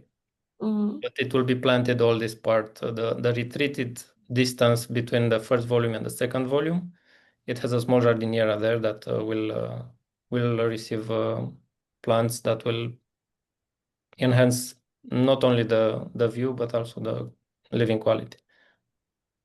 Andrei, Alexandra, I tell you a secret. She loves the project. She told before. I was a bit distracted because they named me since 2 hours on the desk. Did you show the underground level on the plans? I'm sorry, I didn't understand. Can you repeat? Did you show the underground level on the plans? The drawings of the underground? I don't have underground here. Not at all. They don't have a basement, no. Okay. Because as we need a special ala there if we do underground. So. Just for curiosity, the reason why you don't have the underground, the basement? Is ala, shelter for bombing. Because as long as you don't have a basement, you are not obliged to do it. But if you do have a basement, no matter what you do, you need to create that shelter. And we do have a shelter, but on another function in this complex. So if I understand well, you don't have built any basement, or you have a bomb shelter in the basement? No, we didn't build any basement because we were obliged to create that bomb shelter, yes. So that means that actually even the parking space that I share the warrior Alexandra, you could plant some trees even between the cars. Would be very nice, eh? Let me put the situation here. 1 second. Where is it?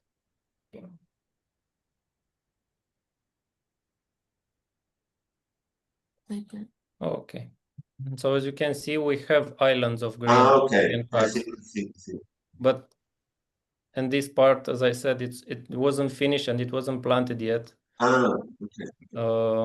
do have between cards, yes.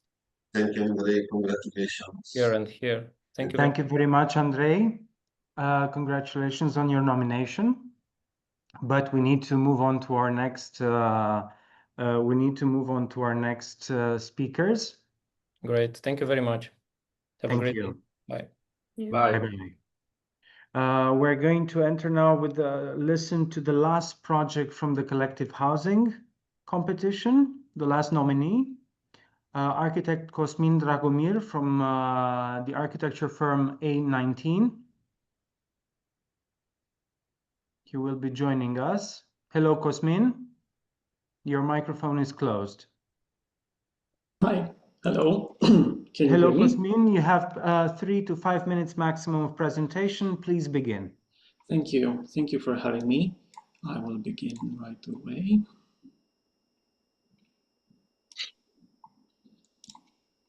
Right. Okay. So we were tasked with creating a small development in the northern part of Bucharest. And the main challenge that we wanted, that we faced, was stepping away from the usual monotonous and repetitive urban block that has generic housing units, and concentrate more on issues of scale, of familiarity, of variety, and most of all on the issue of community. That often is lacking with the former. So we were basically, what we wanted to create is, instead of a building, more of a neighborhood-shaped fabric of buildings that aims to shape and foster good neighborly relations, social interaction, the feeling of safety, and maybe, I don't know, a sense of belonging there. we did that with a very permeable low-rise typologies with a network of pedestrian connections in the territory and a variety of public spaces, wide sidewalks, front gardens that encourage micro communities and social interaction, as I said. This is an axonometric representation. So we did that with the help of, let's say, 4 different building modules, as we call them, like the building blocks that create this whole fabric. They present, as you can see, a wide volumetric diversity and a rich typological mix of units. You can see here. So module A, let's say, is only one time present in the project. It has deck access, housing access throughout the 3rd floor, and throughout the entire project, I think the base unit that repeats the most is a duplex 2-story unit with a private garden on the ground floor and the 1st floor, or a large or adequate terrace on the upper floors. And we thought that this might be the best unit that is suited to this type of context and this type of housing. Scrolling through the neighborhood, you can, I don't know, all the apartments are feature a double or triple orientation, which of course helps in ventilating and ensuring enough natural light. All the facades feature large openings even towards the sidewalk. The sidewalks itself is usually quite large and ample to encourage social interaction and to create pretenses for meetings between neighbors. And of course, the large openings and the active facades, as we call them, usually help with this sense of safety that I talked about. As you can see, basically the modules are either joined, one next to the other, or are independently situated, so as to create a lot of variety, even though we employ the same units. We have, like I initially stated, a rich diversity of units. What we are looking at now is basically a townhouse unit that features like private houses with private courtyards, as well as apartment units, like I said, with their own private courtyard that faces the Central Park.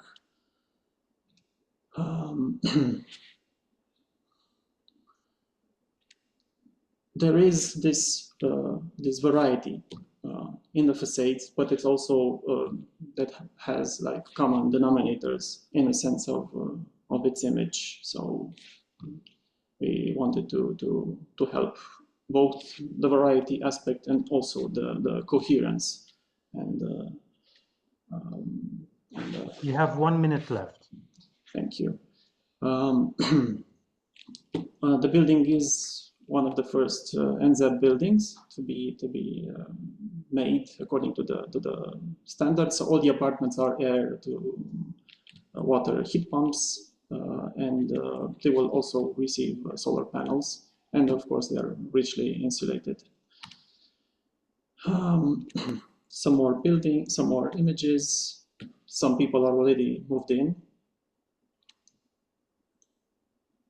You can also see the wide sidewalks and the rich plantation.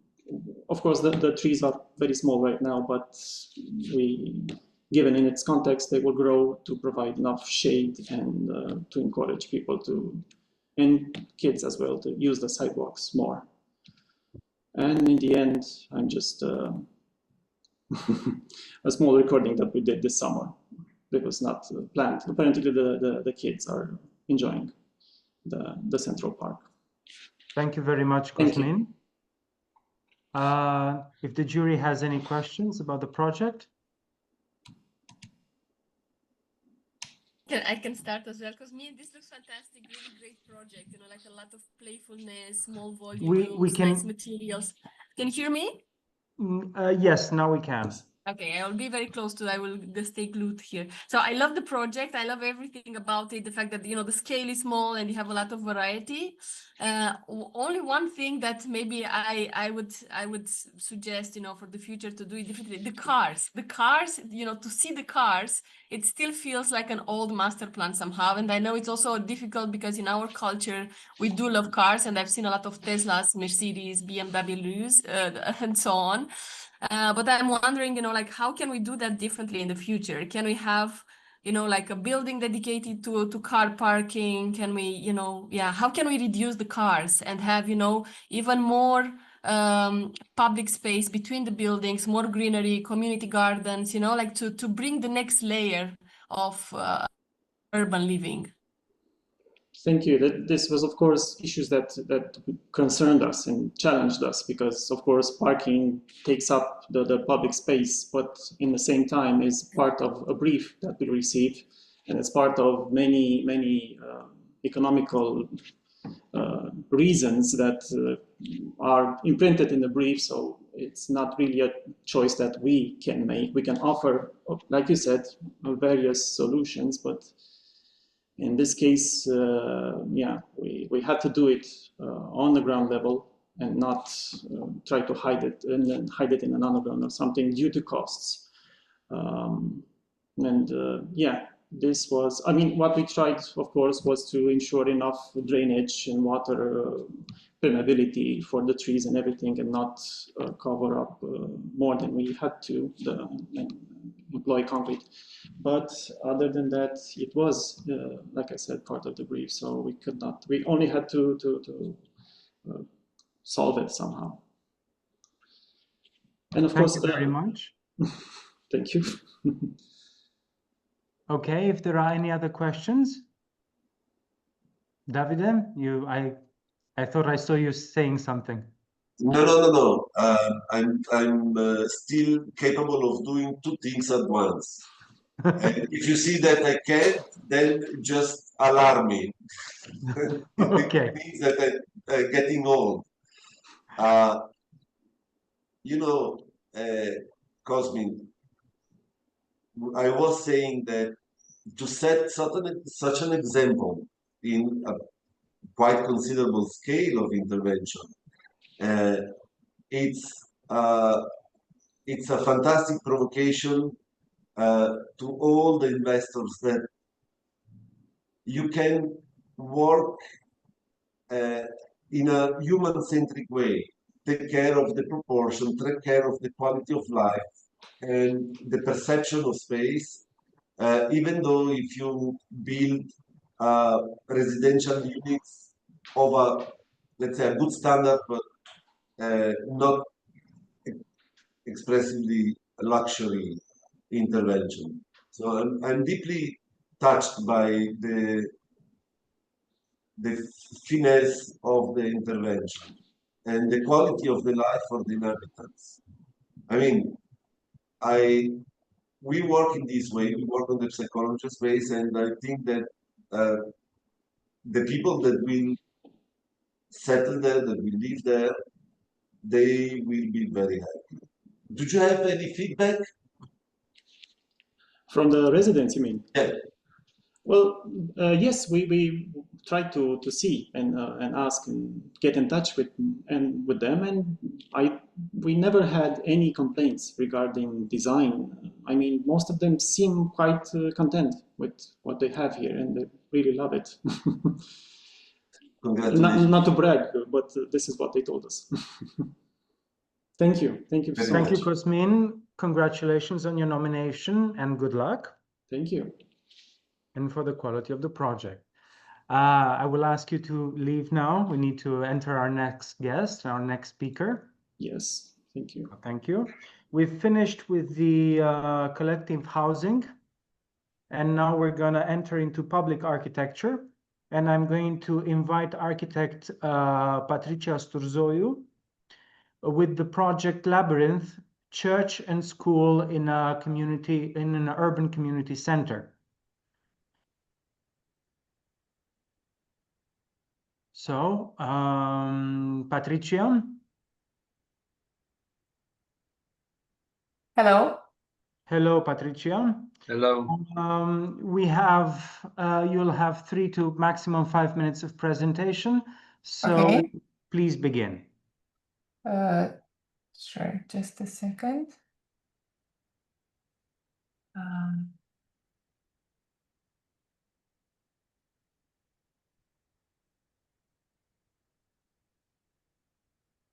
It's okay, you can see my screen? Yes, yes. Yes. It's okay.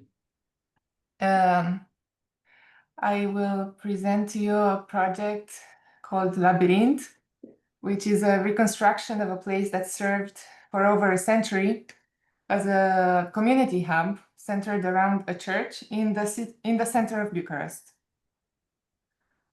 Over time, this site brought together the church, school, kindergarten, printing house, other social functions, cooking classes, nursery school. They are deeply connected to the local community. But as you can see, in the 1990s, this is what it was. And because of urban restructuring, this is what was left, because most buildings were demolished. And what remained, the main church and 2 small buildings, were structurally unsafe and poorly positioned on the plot.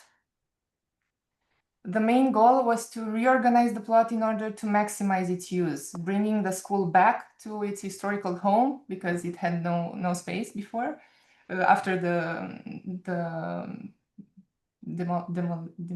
after the school was demolished, and designing a building that could serve multiple programs. So the result is a compact, layered structure that houses both the school and middle and high school, while creating space for flexible use, shared infrastructure, and safe modern conditions. It was a difficult site to work with, like the shape of the site. But so classrooms are compact, but they open to generous hallways and flexible areas. This is a school hallway, and they encourage interaction and informal learning. This is a school library, and natural light, including floor-to-ceiling windows in the basement. This is the computer lab in the basement. Accessible circulation and this rooftop terrace add to this sense of openness. During the reconstruction, there were several symbolic elements from the old church that were preserved and integrated into the new building. The only facade that still resembled the original one was kept, and it became the new church tower. Salvage bricks from the old church formed a memorial wall 5 meters high at the entrance. The original wooden railing, which is the only element that was still original in the old church, was preserved and used near this wall of memory at the entrance. And other elements like old beams were transformed into liturgical furniture. We had a big challenge from a structural point of view because there was a big hall open on the ground floor and 3 floors that were supposed to stay on top of it. So in order to solve this, we used this coffered exposed ceiling as the ceiling of the main hall. But for the top floors, we had to use things like post-tension slabs or a lightweight steel structure for the 3rd floor to reduce loads. So it's a mix of all sorts of structural elements that solve all sorts of problems. The main hall is the symbolic heart of this place. It features a pipe organ that was made from 3 historic instruments from Romania and Germany. They were restored and combined by one of Romania's last remaining organ builders. The space is acoustically designed for diverse events, from liturgy to concerts or school gatherings. The balcony can be separated if and used as an amphitheater if it's not necessary to use the whole main hall if it's too big. Some workshops are being done here. Several rooms are shared between church and school. Some walls are modular, they can move in order to use most of the space, both during the week and during the weekends. There is at the top level, there is a culinary workshop that allows students to prepare lunch for their classmates weekly on a schedule, and all the money they make are donated to social causes or school projects as part of a growing culture of civic responsibility. The building is fully accessible, and the rooftop greenhouse gives students hands-on experience with nature, ecology, and sustainability.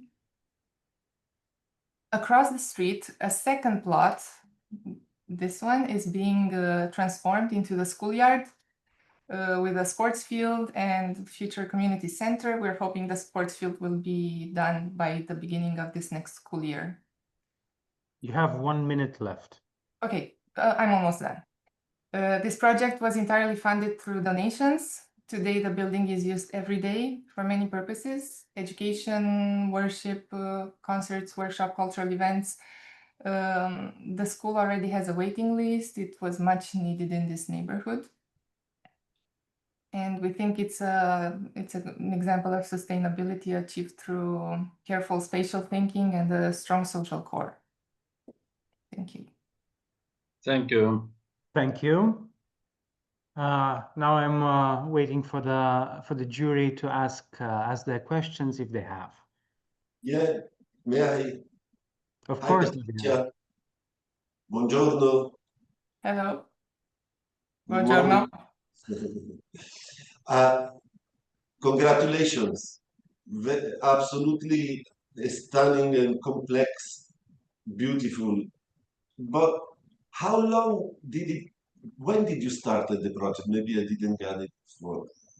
The design started the month the pandemic started. So we will always remember it's March 2020. That's when we started designing it. And the construction was 2 years later in January 2022. So it went quite fast, actually. Yeah, I mean, it overlapped a bit. I mean, we were very engaged in the construction part, and yes. And how big is your studio? We have architecture and structure design, and we are about 50 people.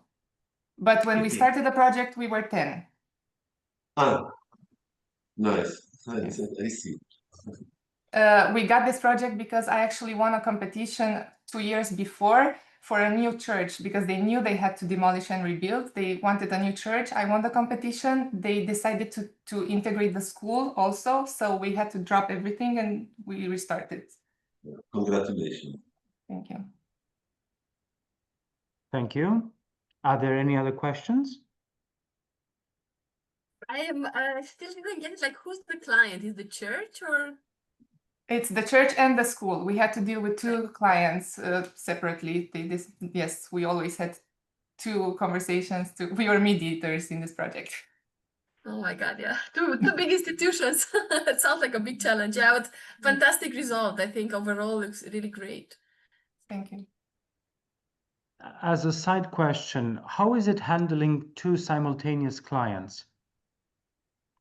Well, it was okay. We had a good relationship. They were getting along. We had some ground rules because there were many people who wanted to have a say in this project. So from the beginning, we established some rules, like we only have certain people we talk to from the church, certain people we talk to from the school. Otherwise, if everybody comes up with ideas, everything had to be through them. So we had some rules like this, and I think we got along well. Thank you. It is a private school, right? Or yes, it is actually it's a religious school. It's also part of the same church, but as institutions they are separate and they are run separately. Perfect. Yeah, Ingrid? very nice. Yeah, no, I think it was very interesting, this idea of sort of mixing functions in such an original way, I would say, so that one enters the others. And also in the volume, it's sort of more, it's unexpected. You see it when you go inside. So I think this is a very valuable thing, that sort of mix of use and ways of using the space are so touching together. And is it open also to the public, or is mostly for the school and the church community? It's open. The church entrance is it's towards the end of this it's like a triangle, so they can I'm trying to find the picture. They can enter easily in the church, but the school entrance is on the opposite side, which is not as accessible. So in the school, not everybody can enter. They have a system, but in the church, it's open. Yes, on the church side, and they have a complicated control access system. That was a big trouble. How, with the cards, like which doors should close when, in order to have them both running, especially since they're sharing some of the spaces. Yeah, cool. Perfect. Thank you very much, Patricia. You're and welcome. congratulations on your nomination. Thank you. And good luck. We will now need to invite our next speaker for this category. So you will have to Okay, thank you. Goodbye. Thank you very much. Thank you, Patricia. Bye. I'm going to invite architect Ștefan Păvăluță, which I think we heard before, in another category with the project Chapel.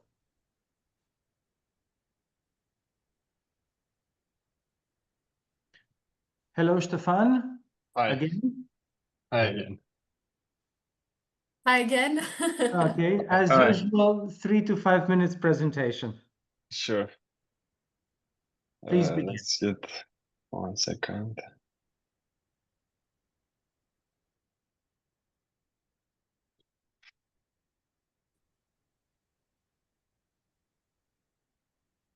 Yeah. I don't think we see full screen. 1 second, because it's...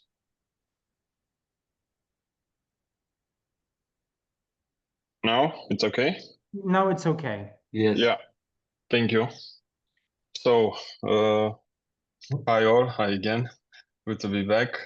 This project is, I don't know, a special, let's say, intervention in the city fabric. It's in Bucharest, in the Basilescu area. It's originally it's meant to be a coffee shop, but it's a very special infill between two existing new buildings. So it's a bit of taking back, let's say, a lost fragment of the city. It's a bit about giving back something to the city. It's about turning a space into a place. And maybe building a community. So this is the original situation. This is a remnant space between two new buildings. It's a very narrow plot. It's about 3 meters by, I don't know, 7, 8 depth meters. So this was the first photos on the site. This was the beginning. And from there, I started, I don't know, with the main idea that the reference was the chapel, because this infill needed a lot of maybe depth and profoundness in its meaning and in its build, rather than filling it up with construction. So I thought about those roadside chapels in Austria, in Switzerland, and I thought it would be a very, very good idea to do an object that mediates this space between two buildings. So this is the plan. It's a very compact object, let's say. in the interior, the exterior is 2 meters, the length is around 6 meters. It's a construction that needed a lot of control in thinness, in details, in finishes, and I tried to do everything as dry finish as possible. So everything is every finish is prefabricated. Everything is a lot of things are done offsite, but a lot of the rest of the things are done inside also. So this is the site plan. Let's say a more zoomed in site plan. This is the infill here, squeezed between these 2 buildings, and this is, let's say, going into the project. This is the result. It's a nice, I don't know, beacon of light, of transparency in the city, and I think it stands very well between these this traditional, let's say, Bucharest image or neighborhood image. This is how it started. The base was done off site, and then we built up the metal frame on site, and step by step it took let's say a lot of I don't know, it built up energy, and the proportions were adding up to our idea. This was closing it up from the exterior with undulated sheet metal. This was putting on the structural glass without any frames, just I don't know, presser caps and glued over. This was a site image from the interior. And this is the opening day. So this was a very sunny day, and as you can see from the distance, it's a very nice infill. It takes a lot from the context. It gives a lot back to the context, and I think during different periods of day, it has a different personality.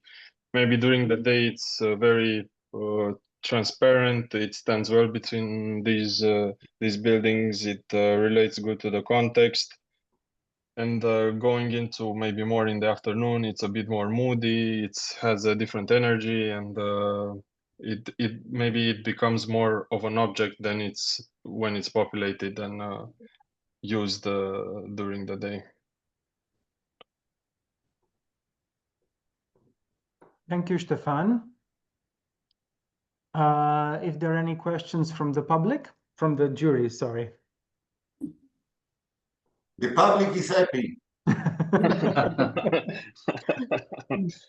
I'm sorry, but I'm communicating simultaneously with a lot of people, and it feels like and of course there are a lot of people watching the live transmission.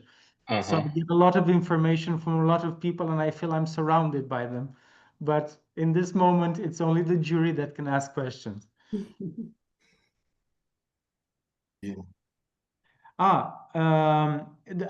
Philip is writing if there is any specific reason for the angle of the pitched roof.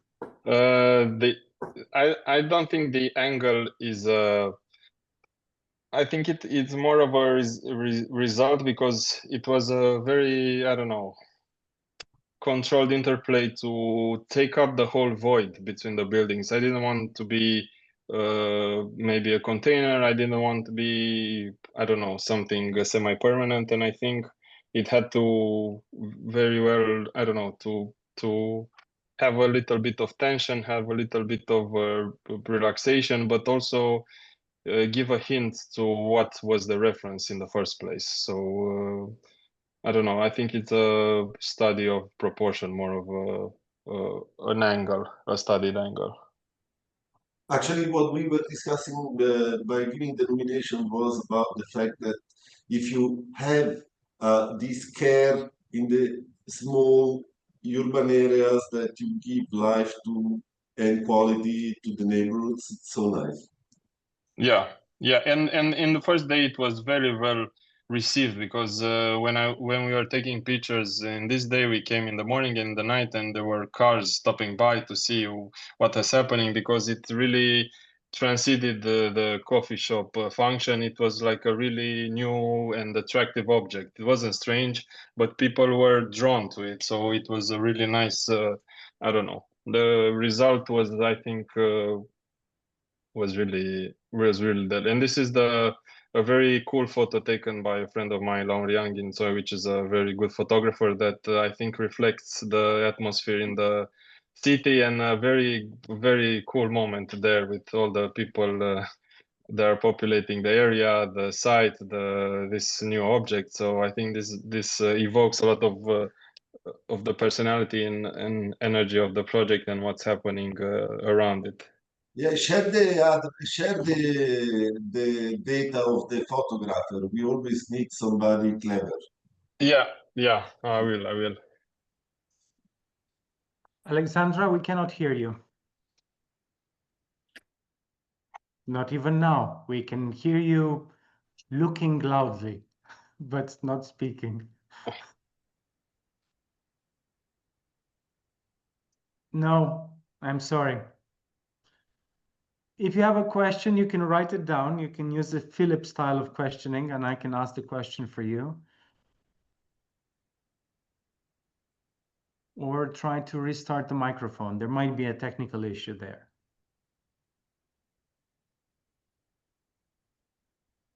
She's asking if the client only had this small plot. The client, yeah, because let's say the building on the left is the owner. It's a spa here, like a spa, massage, therapies, blah blah blah, and it's a client of this coffee shop. This coffee shop has another, I don't know, it has 4 or 5 more places in the city, and this client and the owner of the spa came to the guys with the coffee shop and said, hey, I have this small plot, let's do a sort of collab together and activate the small plot, activate the neighborhood, because there are a lot of nice people and families that live here in this neighborhood and don't have like a specialty coffee shop. And I think it was I don't know, an opportunity that needed this premise to happen. Thank you very much, Stefan. Thank you also. Congratulations for your nomination. Alexandra, you wanted to ask something else, or am I mistaken? We can't hear you. Oh, it is okay. Yeah, Alexandra says it's okay. Thank you very much again. Thank you very much, Stefan. Congratulations on your nomination and good luck. Thank you. Bye. Have a nice day. Thank you. Bye-bye. Bye-bye. We're going to be moving on to the next project in public architecture, which is from architect Bogdan Babic, and it is the Faculty of Horticulture.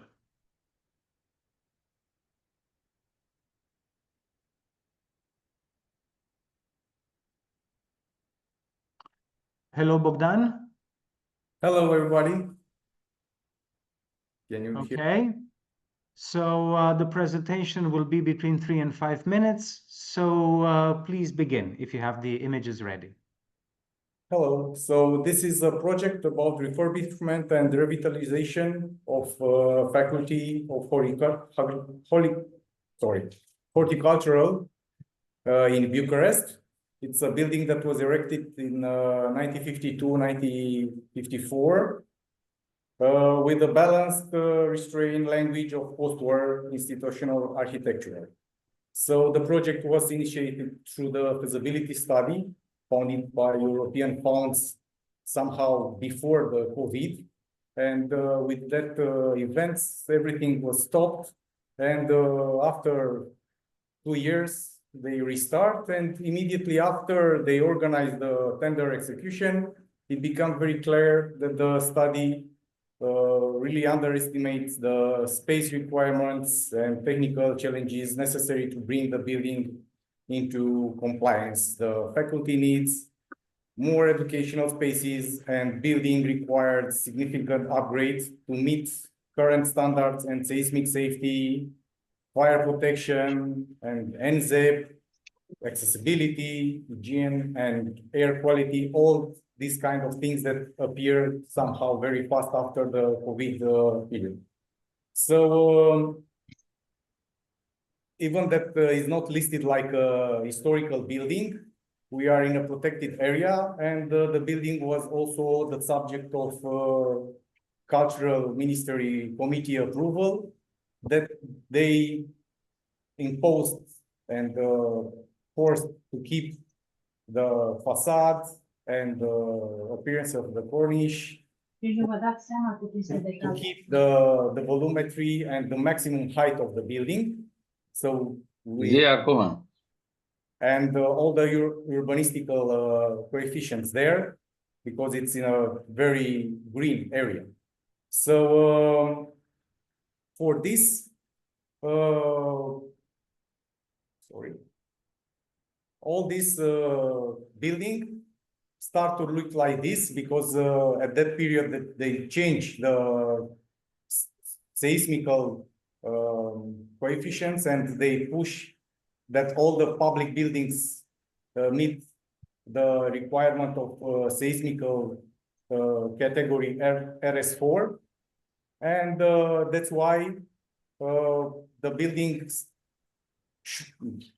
start to be very reinterpreted from the structural point of view, but with this approach to land where the monument committee give us the indication. So during this process, where we put a lot of new structural elements and try to connect them with the old structural components of the building, and very hard try to preserve part of the building like stairs and other part of the identity elements, in idea to give for future time an image about what the building it was, and also to keep in the budget the cost, because destroy all the stairs and all the floors and everything is not a possibility from the budgetary point of view. So all this strength of structure and accommodation new function, it was very tough, and after this very hard effort to keep all these sailing elements and mosaics inside, during the, even that is not a historical value, as I told you, and this was one of the challenge. Let's say the main intervention of the building, it was at the upper part and the attic, where we expand the function of the building, and of course the refunctionalization of the flows, in idea to meet all the requests for the safety, fire protection and evacuation and accessibility, because this building should request the accessibility for people with disability, and energy efficiency problem about the NZEB, that it was a new law that appeared immediately after the feasibility study. So at that upper part of the building, we should accommodate all the new function. And as you can see, we propose there this kind of rooftop, like a garden with, let's say, planter that it's around the building, that we obtained transforming the original cornice of the building, and generate some empty space like a small garden that is assigned for each volume. You can see on the plans that represent the classroom. So the exterior appearance and expression of the building communicate the interior organization. So each volume that we can see on the roof, it's an study for a classroom for students, together with the offices for their conductors and lecturer and professor that are on the top, at the second level of this mansard attic, articulated on a circulation according with the evacuation rules imposed by the fire protection law, and each of them have a proper outside research and study space where they accommodate plants for, I don't know, green facade and to terraces. So prepare your closing statements. yeah, so this is our, let's say, main intervention, architectural intervention. We try to make a dialogue between our side and the next neighborhood, where you can see the typical old urban tissue, from where we took the size of the volumes and this idea to bring here that kind of typology, and also to transmit a message about the shape of the green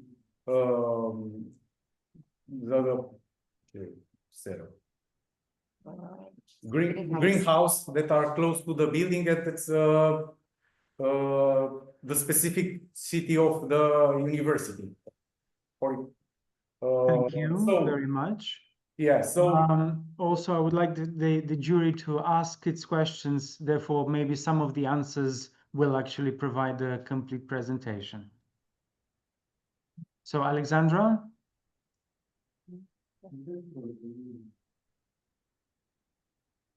Oh, it's again with the technical issue, we cannot hear you. Davide? Yeah, congratulations for the impressive work and the care of details and functionality and seducing spaces and all the work. May I know how it started, when it started? When we started? Yeah, the first beginning. So we start in 2022, but we start with rewriting the feasibility study, because as I told you, we realized that we cannot accommodate the function as they design, and also because the changings of the law with the seismic indicators and fire protection law. So you follow from the beginning till the construction, all the process? The construction start in 2023, I think. 2022. Actually, they start in, I told you, they start in COVID, but then with the COVID period, they stop everything for 2 years. Okay, and how big is your office? We are, I don't know, 15 to 20 people. Thank you. Congratulations. Fantastic. Can you hear me now, maybe? Yeah. Yes. Oh, yes. great project, Bogdan. Super great. One thing I was wondering, I mean, also the fact that you kept, in the interior all these materials, and you made the best out of it. I think this is fantastic. Only for the extension, I was wondering if you guys also maybe did you consider other materials, not this kind of metal sheets, but maybe something like green facades or something which is, I don't know, a bit more sensitive also to the theme of planting and green and more sustainable, let's say. Yeah, this is the idea, but unfortunately this was the job of university and they didn't complete. As you can see in this picture, all this area was allocated for green roofs and everything, and also that space here in the upper part of the building where we want to accommodate socializing and places for students should be green, but because of the budget, they couldn't complete this. So I think we expect in next future, all these parts to become that green roof garden that we designed for and we prepared all this space. But at this moment, we have no green, but for sure, maybe in this year they will complete. And fantastic. About the metal, as I told you, it was a negotiation, let's say, with the commission of cultural ministry to take material from a neighbor and also condition from structural to do as light and easy to put in the top of this building, to do not force the existing structure. Yeah, makes sense. Obviously, timber would have been even better, but obviously that's a different ball game also in terms of costs. All the roofs on the neighborhood are with the steel sheets and. No, fantastic! Really great. Yeah, and looking forward to the green as well. It will be complete then. Yeah, we hope to be. You see, we put it on our drawings, but and this moment it's still empty. I'm sure that will be because all that green roofs are their study area where the students will go to research and study plants adapt to architectural spaces. Fantastic. Thank you very much, Bogdan. Ingrid, do you have any questions or not? Oh, I think it's very interesting and very well done, I would say. Well, in that case, congratulations on your nomination. Congratulations for the project and good luck. Thank you for your presentation. Sorry, I had to cut it short, but we're already in huge delay. But I think everything that needed to be presented was presented. So congratulations once again. And now we will ask the next participant. So you will have to leave the meeting and watch us live on the link of the annual. Stai să vezi aici, dacă stai în picioare acolo, poți să vezi. So thank you very much, Bogdan. Thank you. Bye. Bye. Bye. And now I'm going to invite from our last project in this category, the oncology hospital that was in the end nominated. 1 second. From Tesseract Architecture, I'm going to invite Andreea Neguțescu. 1 moment.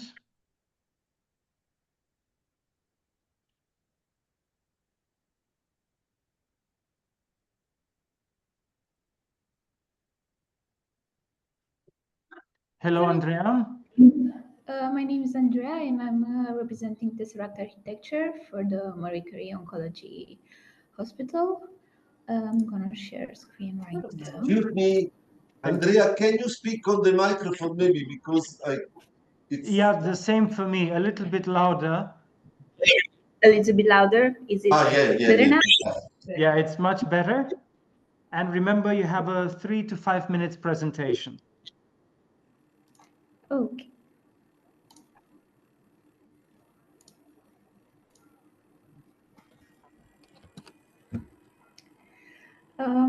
So this is the Marie Curie Oncology Hospital for Children.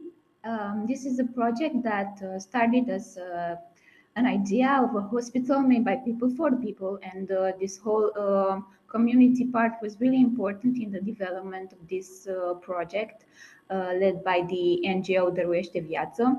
The first phase is this one, which was completed last year as an extension of the existing hospital, Marie Curie Hospital. And the second phase, which will become a reality soon, is actually this idea of the first pediatric medical campus, which will come true in the future. And the main approach was this contextual approach at the vicinity scale, and how we managed to work with the junk spaces around the project that are a problem when we are talking about the existing hospitals, and all these interventions can generate these sort of residual spaces that we chose to highlight by marking these areas with a bold yellow color. Assigning clear role to all the spaces and giving them some functions and some meaning. Transforming the residual space was really important for us, and leaving this considered leftover non-functional spaces and transforming them into functional spaces such as the astronomical observatory on the rooftop, and in this way creating new opportunities. The design approach started with research, an analysis that was based on surveys, anthropological studies, interviews, workshops, and this dialogue between the community, the patients, the medical staff was very important, and having them involved at each phase of the project. And also this led to a lot of conclusions, such as more common areas for activities that were considered to be really important by all the participants. Of course, this concept was based on this emotional architecture, where the medical staff, the patients and their family can create this community around the hospital in order to make this space that is usually filled with a lot of emotional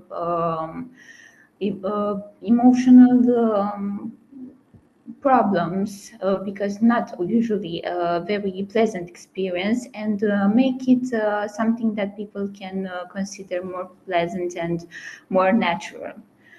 The main concept was this tree of life, and we've assigned to each floor a symbol, an animal representing a symbol of the tree.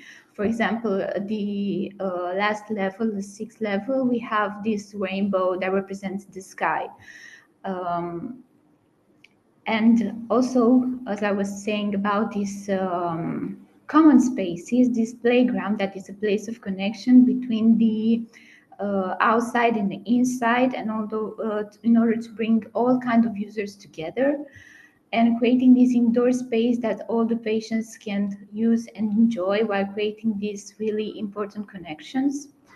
As I was saying, each floor has this kind of symbol that children can work with and make them understand the space a little bit better to make it feel more friendly. This is a hospital room. And playing areas, we have a lot of areas that aren't usually found in hospital spaces, such as playing areas or this cinema that were considered to be very important in order to make this space not feel so much as a hospital, but as a community space.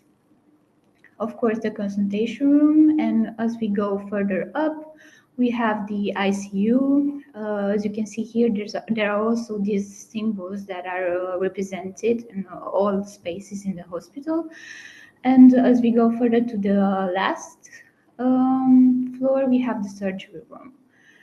And the supervision post, as I was saying, the rainbow was the symbol for the last floor in order to make them, to make children more confident after the surgery, and make this whole experience not so traumatic for them. And of course, we had this. We had a lot of artists involved in the process, and this helped us really make this project more than just an architectural project, but a community movement, where everybody in the community, the patients, the medical staffs were involved and tried to create something better to look forward to. Andrea, please prepare your closing statement. I think this was it. Okay. So, if there are any questions from the jury? Yeah, Andrea, I didn't understood your role in this project. You are an architectural studio? Yes, we are Tesseract Architecture. I represent Tesseract Architecture, which was based by Raluca Șaită. And this project was developed by us, but at the initiative of the NGO Dăruiește Viață, who helped raise the money from private funds in order to make this project possible. So it's a private hospital, run private but state-owned. Yes, it's you can say it's a private hospital because it was funded by donating money from all the people that were involved in this project. It completes the existing hospital Marie Curie, which is a public hospital, but it was this public need that was really important. Because we don't have this pediatric medical center that has all the specialities and the research that we need. And this was sort of movement that started from the community, from the people who saw that there was this need, this really big need to create a hospital for children in the center of Bucharest. And the passing of people around the hospital, how many people in the area works the hospital? How many medical inhabitants? No, inhabitants of the region that goes to this hospital. How many people?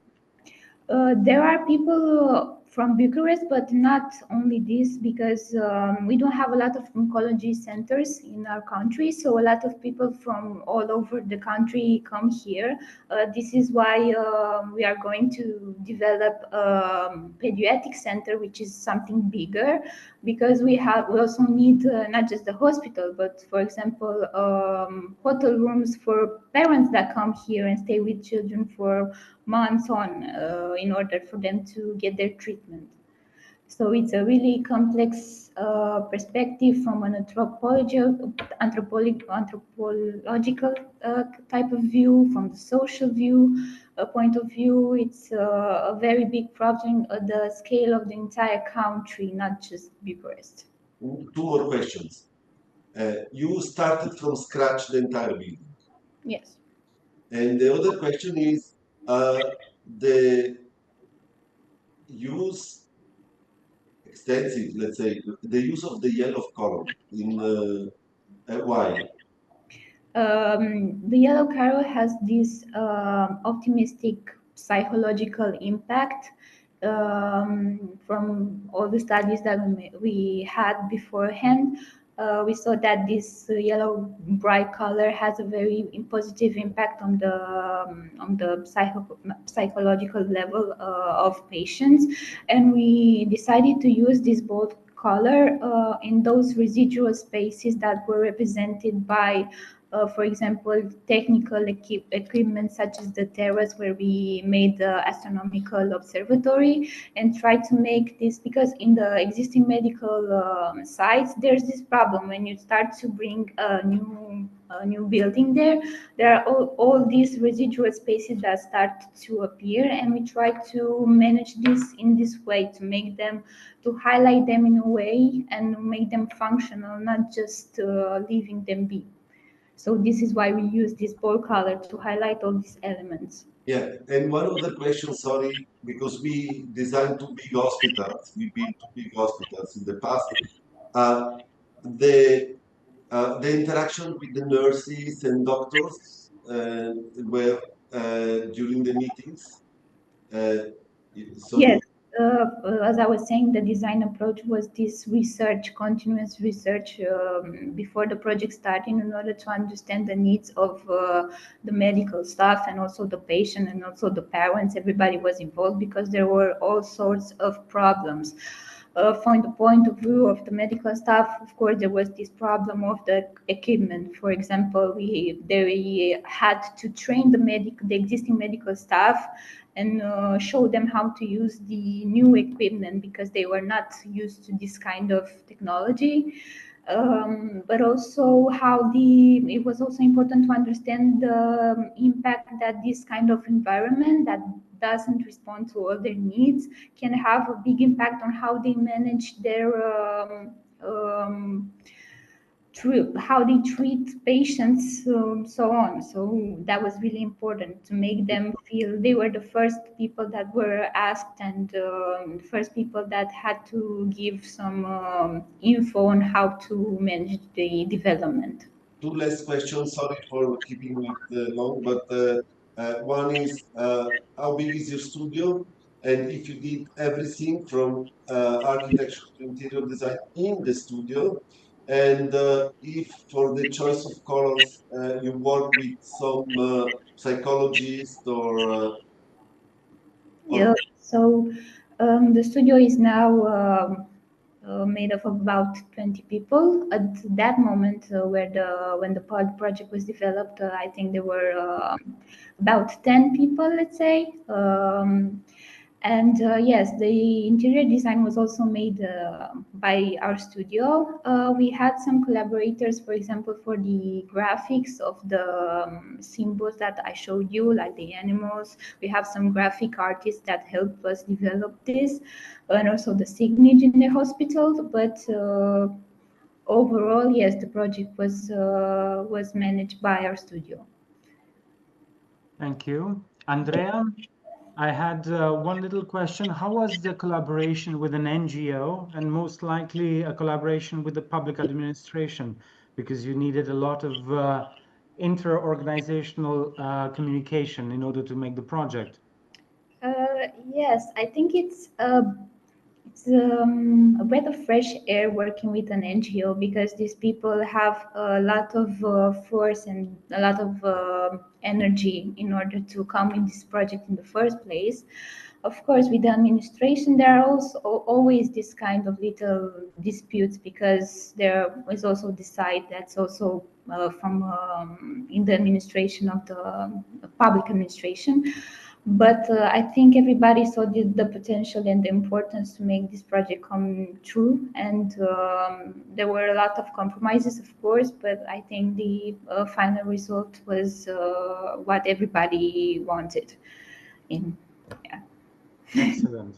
Thank you very much, Andrea. Thank you. We are running a little bit late, but thank you very much. Congratulations on your nomination. Thank you so much. Thank you. We've completed public architecture, and now we're moving into the last projects that we need to hear, starting with the section Architecture and Heritage. And I'm going to invite architect Iulian Ungureanu with his Cotroceni Joseph Lister Rehabilitation Project.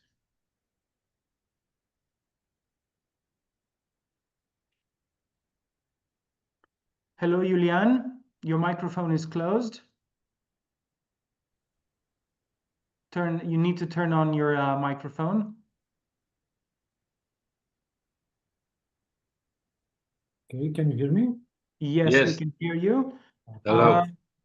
Hello. So you have a 3 to 5 minutes presentation. You'll have to be brief, but we're looking forward. Please begin. I want to just to share my screen. Just a second.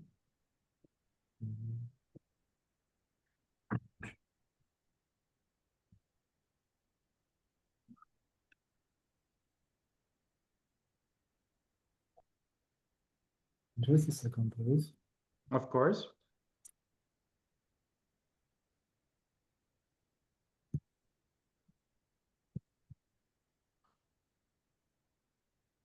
I don't know if you see my screen now. No, we don't see it yet.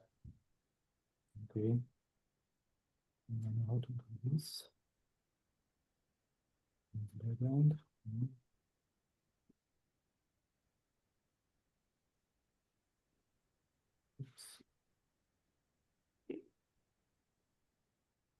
Just 1 second.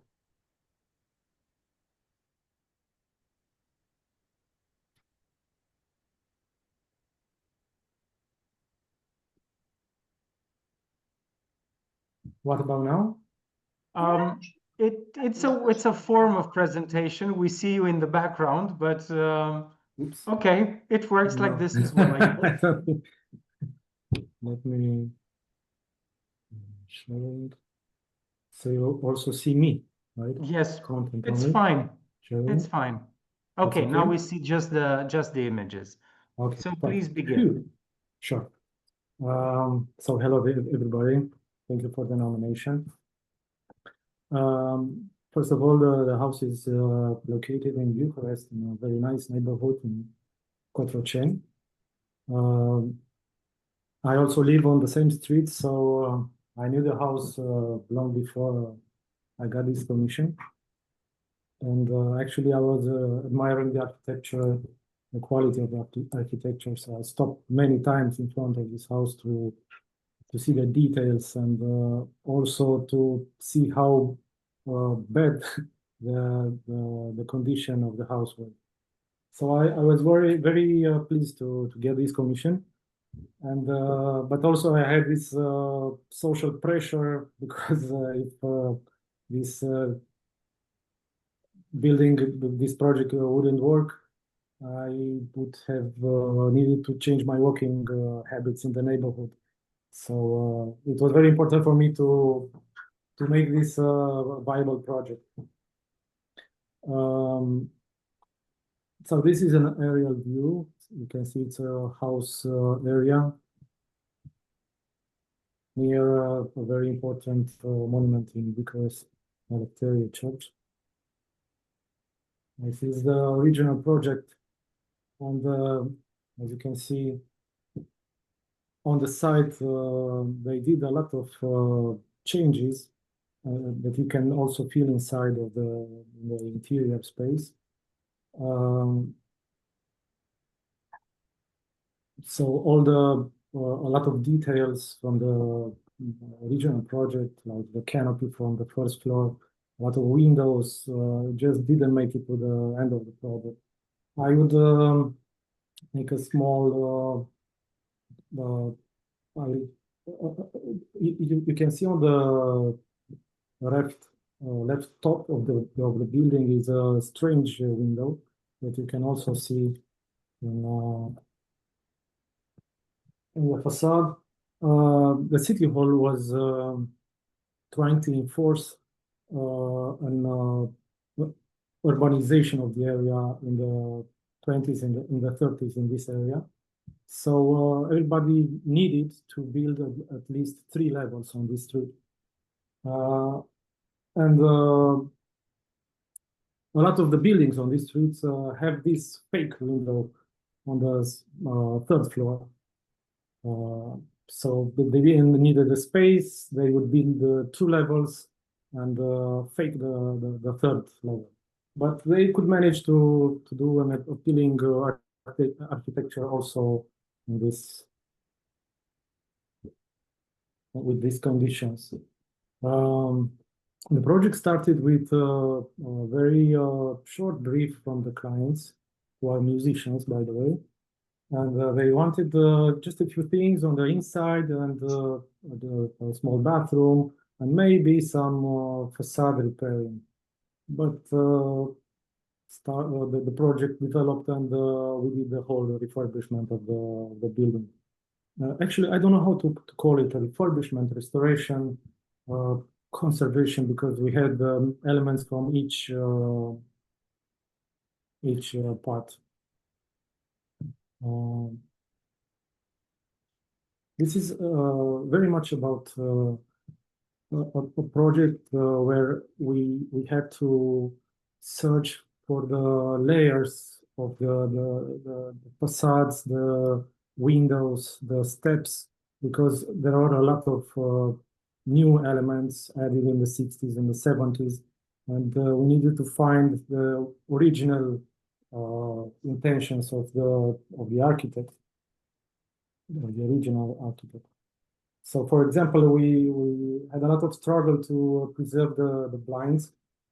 They are the original linden tree blinds, and I think I was clever enough to propose to the owners to restore this. The first thing to restore is the blinds, because usually at the end of the construction site, nobody has any energy and they threw them away. And I think I was clever enough to, so you can see this original stamp from the producer of the blinds.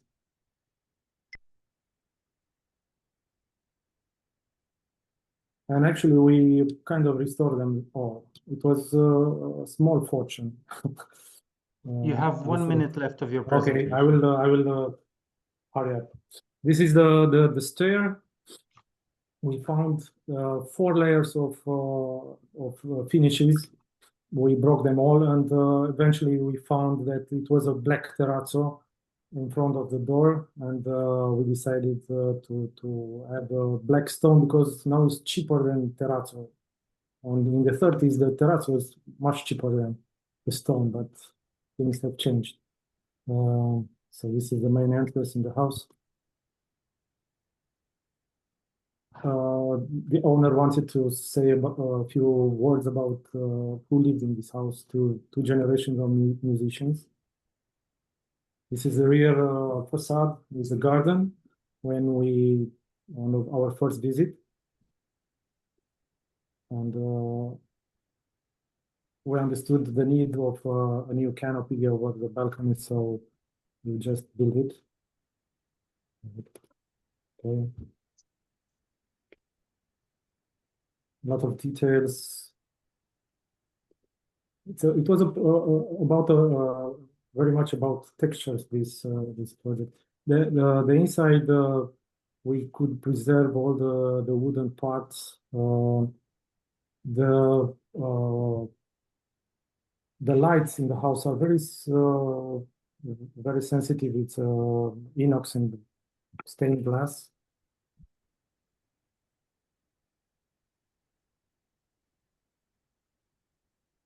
This is the main stairway. The hall entrance. All the wood was refurbished. The stone is a Carrara stone on the. This is the bathroom. Now it's called the cathedral in the family. It's not that. Okay. We didn't want to refurbish everything just perfect. We wanted to preserve some of the ruin of the house, because the ruin was produced by the hands of the people who lived in this house. Please prepare your closing statements. Okay. I'm sorry. But... Okay, just one more thing.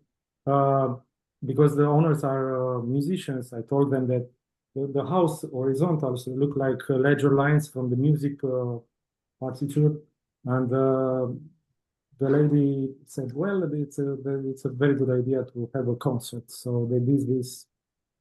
They filled all the street, and a very beautiful local event in the neighborhood. This is the platform, and this is the house in the evening. Okay, thank you. Okay, so I'm waiting for the jury if you have any questions for the author. So, Julian, thank you for the presentation and for the nice project. I have 2 issues. One is the villas listed. Rehabilitation, it's a monument one? No. No it's monument. It's no. But you know who is the architect? Yes, of course. It's there were 2 architects, Hirsch and Dori Gollinger. Okay. And what about the thermal isolation for the new building? In relation with maybe with the structure, because I think that the structure is a new one. The structure, actually, we had very little intervention on the structure, only on the basement, a little bit, but we didn't need to intervene too much. So let me about the question. This is the rear facade. And the back of the house didn't have many details, so the owner and us, the architects, decided that we could isolate this part of the building and create new details. But the front of the house, because it was quite good preserved, we didn't isolate it. So it was a decision we needed to take, and we choose architecture instead of thermal insulation. Okay, thank you. Thank you. Thank you. Alexandra, thank Davide? you, Julian. Sorry, the steep on, but beautiful. Thank And you, thank you. there is any relation, the first owner of the house, the history of the house, there were the guy that asked to build the house? We know the first owner of the house. Actually, it was the community, the Jewish community in Bucharest introduced a lot of modern architecture in Bucharest, and the owner and the architects were Jewish. So we know the name of the owner, but I cannot pronounce it because it's too complicated for me. I think I wrote it in the presentation, the name. Yeah, and how many owners did the house? And the last one, when did he bought the house? Well, in the 50s, I understand there was this, the state confiscated a lot of buildings in Bucharest, you know, in the whole Romania.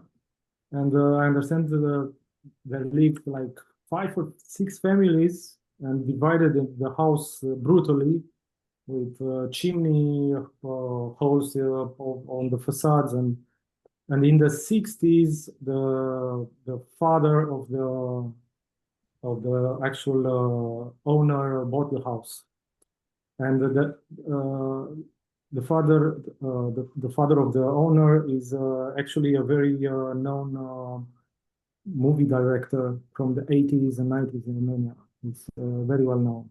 Korjos is called. Thank you. Thank you. Congratulations. Thank you very much, Julian. Thank you. Alexandra, you want to ask a question? Hear me? Yes, now we can hear you. Okay, great. Julian, a fantastic project, really, really great. I'm wondering what was, and also great idea to do, you know, the small details in the beginning, like the blinds. I'm wondering still, what was the biggest challenge for you on this project? I think that the biggest challenge was to manage expectations and to keep the enthusiasm of everybody, because this is a budget house, so they didn't invest too much in it. So they didn't have the most recommended builder for this house. Everybody learned on the site how to make the plaster, how to make terrazzo, and of course they didn't. It wasn't very easy for them either. So the expectations and to make them believe that eventually we'll have a beautiful house and we need to do this. I think that was the hardest part.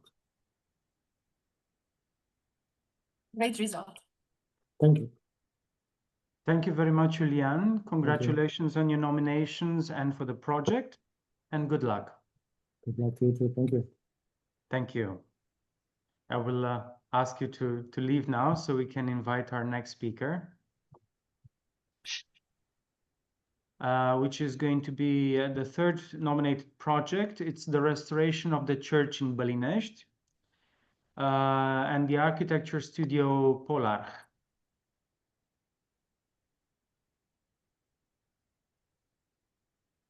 We are entering our final 5 projects.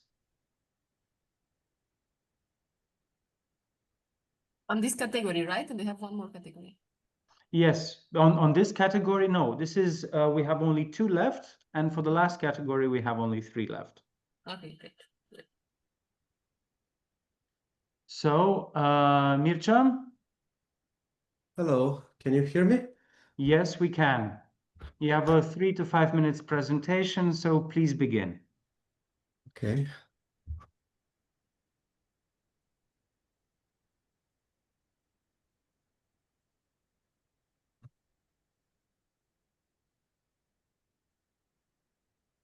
Can you see my screen now? Yes, we can.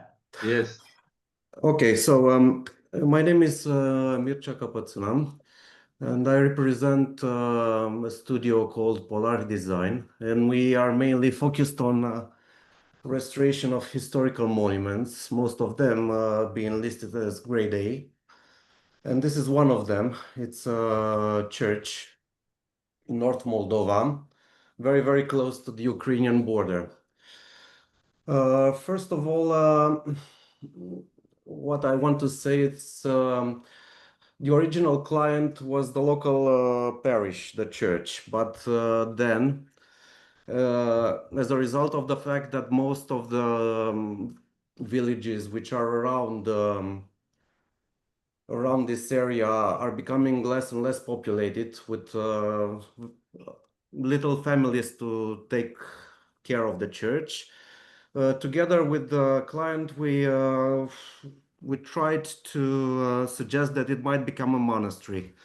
So in the end, the client became the monastery. When we first went to this church, there was already one intervention in progress, and this was focused mostly on the interior painting. And when we did find it, it was during works carried out by a UNESCO team that started consolidating and saving the interior painting. After that, after the UNESCO team, there was another team which was coordinated by the Ministry of Culture. But then again, they only did work on the interior painting, while the church had many other problems. Like as they were working for the interior painting, they suddenly realized that they have infiltrations to the roof, and during storms and heavy rainfalls, they had water going on inside.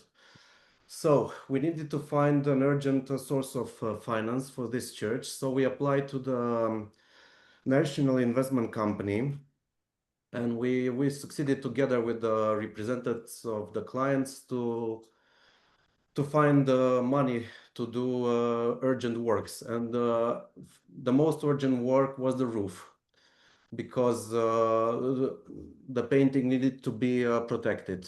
This was almost to become a UNESCO church, and I think it still has chances to become one of the lists in northern Moldova, although it is not so well known. And another big problem, it was this tower, because this is what makes it really interesting, is this tower, which is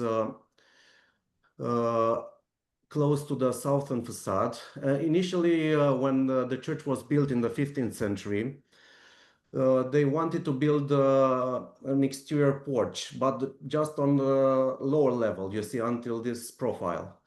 It seems that later they decided to make it bigger, so they can put a bell inside to make it a bell tower.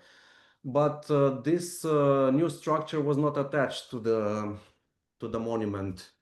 So we needed to do some consolidation so that it doesn't get apart from the church.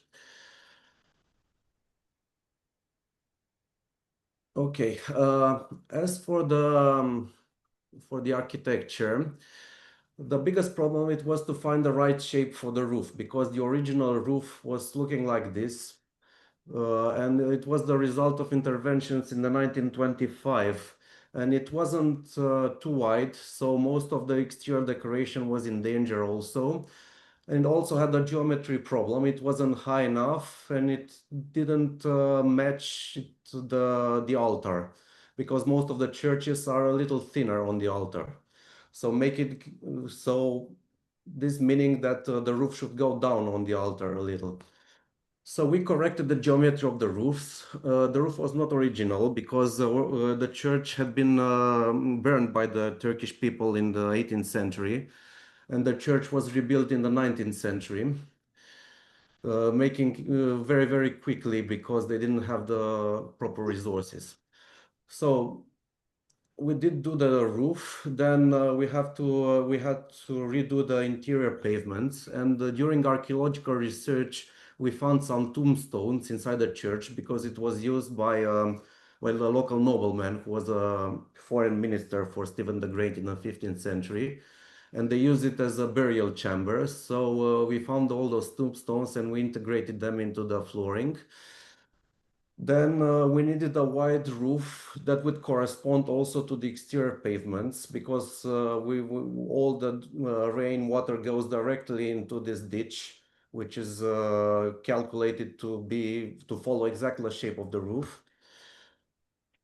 And also the most important thing is the fact that we had two interventions on the facades. There was the original facade, medieval one, which had niches and which had visible brick facade, also with some elements, some ceramic elements integrated into the facade.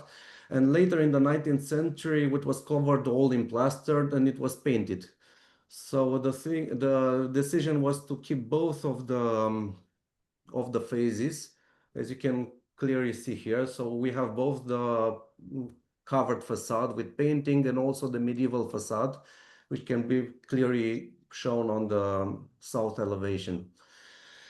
And also we had to rethink the whole detail of the roof to make an apparent eaves as wide as possible, and to have some oak curved elements and carved.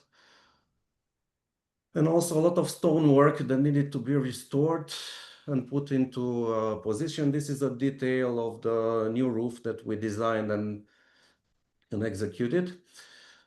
And as for the interior, you can see the stone integrated into the floor. And we also added some new lighting on the chandeliers so that we could add some light on the very, very valuable interior painting, which was restored by the UNESCO team. And here are some details of the new roof and some details of the exterior pavements so that we could take the water as far as possible from the facades, which are extremely decorated and valuable. And also we made some traditional renderings of the profiles using sponges which pressed the lime. And also all the consolidation was mostly based on the attic, because we have exterior decoration, interior decoration, and we only had the attic to do the structural reinforcements. And we added some very, very thin concrete elements to keep the church together and to connect it with the bell tower. Most of the stone elements were restored. Also the ceramic disc on top were restored. Also the interior tombstones were restored, as well as the bottom part of the facade, which had very big stone blocks which were dislocked. We had to put them into place. It was a giant puzzle. And also we had to make some injections in the masonry where we could, to reinforce the parts which had big problems for conservation. And here are some details during construction in the roof. This is the old roof. We tried to keep it as much as possible into place because we had to work with the interior painting, which was almost completed at the time when we started working on the roof. So we didn't afford any mistake at the roof. Mircea, please prepare your closing statements. I think that's about all. Okay. If there are any questions from the jury? Remarkable, beautiful work. It's how is the neighborhood related to this monument? I mean, the interaction of the neighbors, of the people. What is the atmosphere? Well, as you can see here in the photo, this is a very, very small village, which is very close to the border, and has the biggest problems ever, because most of the people here go away and want to work abroad. So these villages are increasingly depopulated. So this is a problem because in this type of churches, if they stay like parish churches, they simply cannot afford to maintain such a monument. And this is why we decided to suggest that it might become a monastery, so that we have nuns and a big community to maintain such monuments. And the most interesting thing is that you see here on this area, on the southern part of the church, we did a geo-radar scanning, and we discovered that there is a big noble courtyard here waiting to be discovered. So in fact, this might be phase 2 for the project. And the most difficult thing is to include this church into the touristic area of North Moldova, because it's not so close to the other UNESCO churches. It's in another place in Bukovina, and many people do not know about it. And in fact, 10 years ago, it was only a local importance monument. It just recently became a category A. But it's very, very important. And even the UNESCO team, which was coordinated by Japanese, they saw the potential of this church to be fully restored. Thank you. Thank you very much, Mircea. Congratulations on your nomination, and good luck. Thank you. We'll be moving on now with our next presentation. Thank you, Mircea. Which is, oh yeah, stretching a little bit. But just a little bit, I'm going to abuse your patience. We're going to invite Studio 2BA with their project Carol's House.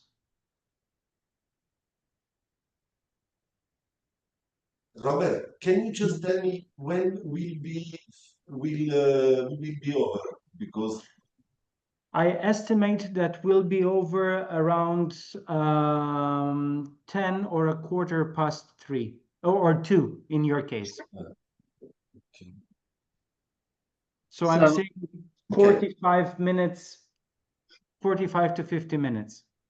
And now is 491 Carol's House? Yes, exactly. So welcome. And remember, you have a 3 to 5 minutes presentation. So please begin. Hello, I'm Ivan Cătălin, and my colleague Alexandru Niculescu. We represent Studio 2BA. And let's share our screen. A bit closer to the microphone. Okay, we will talk louder. Yes, better. Hello to everybody. Hello to the jury. Hello. So this is our site. We're in Bucharest. Our residential home is situated near Carol Park and Piața Unirii. You'll see that our building is a specific Mediterranean-inspired, picturesque-inspired building. And this is how we started the project. We found the house looking like this. The project itself, it was restoration, consolidation, and also interior design and courtyard design to do design. This house was a single family house, but later the house was converted to multiple intervention and multiple partition of more apartments. It's built between 1935 and 1938.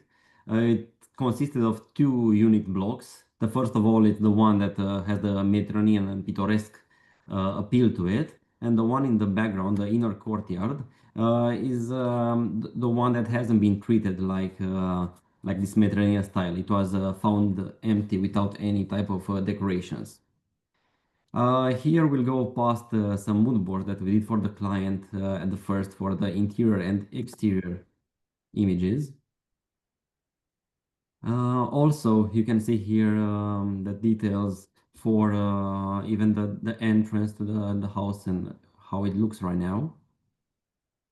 The inner courtyard, where we said that we found it lacking any type of decoration and nothing connected to the outside of the design with the Mediterranean style of the charm. that it And has. shows multiple states of degradation because of the water and time itself.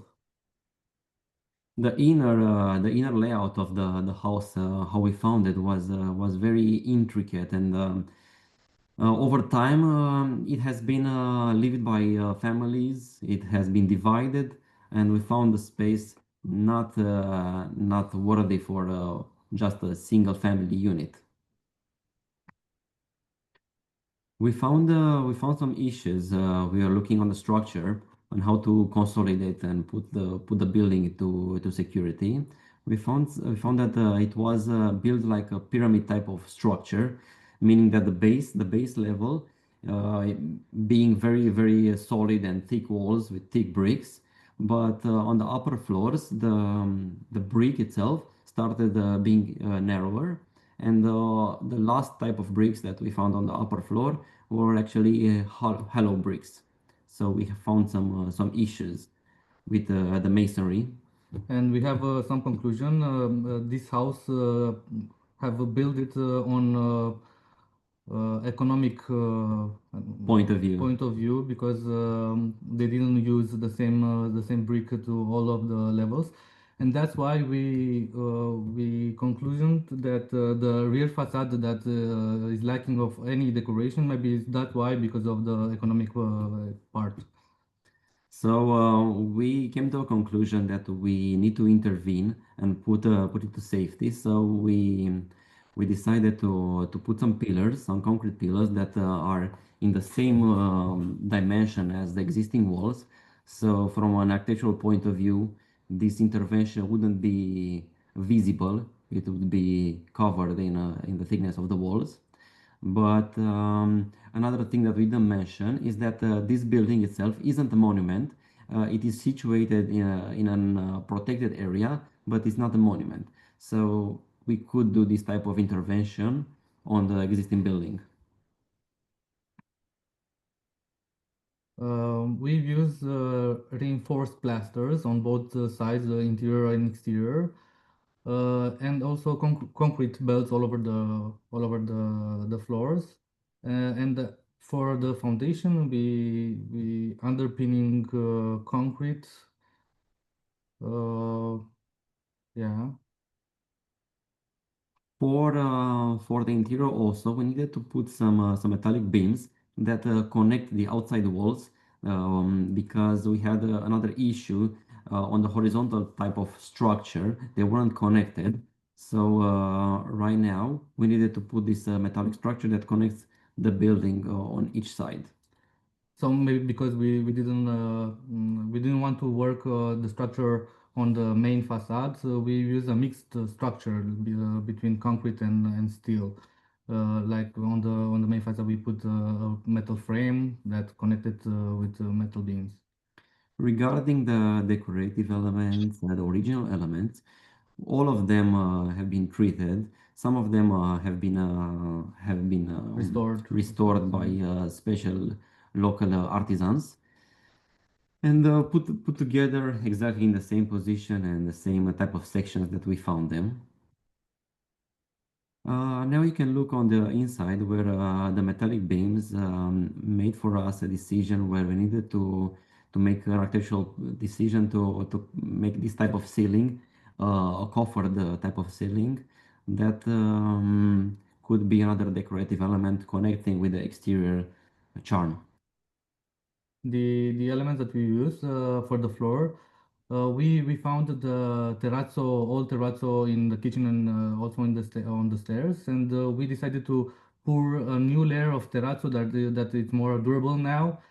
And also we found the mosaic ceramic on the site, and we inserted in the new wooden floors. All materials that we have used in all the project are natural materials, are timeless materials that can also evolve and tell another story in the building's future history. Here you can also see some type of materials that we have played in for the interior, marbles, different type of marbles, geometric types, and actually some custom type of geometry that we did and cut for our project. also brass elements, some small brass inserts, and also some wooden floors. In the inner courtyard, as we said before, we didn't have any type of decoration, and we are thinking, because we have a big Blank wall of how to integrate this beauty of the facade in the inner courtyard, so you feel connected with the whole space. Everything should be connected, and we proposed for this blank wall to give it some to vibrate it, to do some geometry on it that can connect visually to the whole context of the building and give it the character of the whole courtyard. Also, we use natural materials for the courtyard, and the courtyard was around the two tall trees, and we want to emphasize the whole green areas with different materials of stone, and we wanted to be like a retreat for the owners here in the inner courtyard. It's very well protected, and they wanted to have like a small green space for their own. Please prepare your closing statements. So the closing statements, I think, would be better going on to the real pictures of the finished product, where you could see that the restoration has been fully done, and we hope that this building will stand the stand of time and live for another couple of good years with its new shape and form. Thank you very much. Thank you. Now I'm awaiting the jury to ask their questions if they have any. Hi guys, very cool project. I have two big questions. Was it hard to find local artisans? You guys were talking about that you were collaborating with them. Not that easy.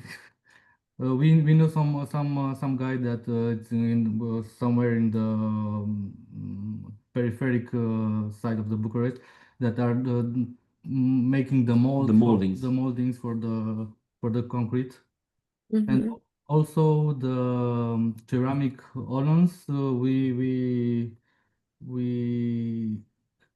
found them like old pieces that are cleaned and put together. Refurbished. Yeah, refurbished. I think the most difficult issue was for the plaster of the facade. You need to find the perfect combination of materials to do it as it was, this type of finish, and we did a lot of tests for it to be in this way. That I think the artisan that actually did the plaster was the one hardest to find. And then the second one, I think I've seen in the interiors, right? You did a lot of details. Were those, how can I say, freestyled, or were really like renovations of the original? No, this is all new because the interior was all deteriorated, and it was nothing except the ceramic tile that we found it and we inserted in the wood floor. We didn't find anything. It was, I think it was a cheap house. They wanted to have this beautiful Mediterranean aspect of the building, the picturesque that you can find, but without actually putting the work inside of any type of... They did only the main facades to be precious. In the back, it was nothing that having... Well done, really well done. Value. Thank you very much, and congratulations on your nomination. Thank you. Thank you. And good luck. Thank you. Thank you for the presentation. We'll be moving on now to the next team with the restoration of the Constanța Casino.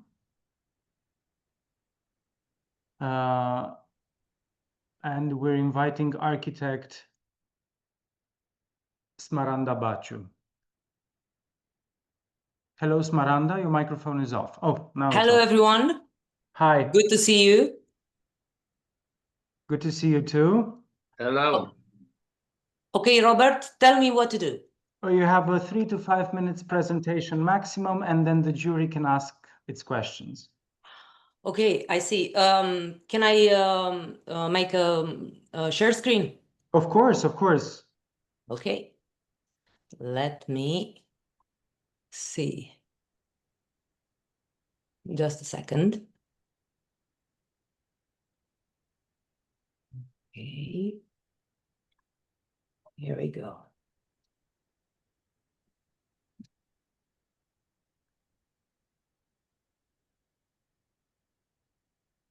Okay.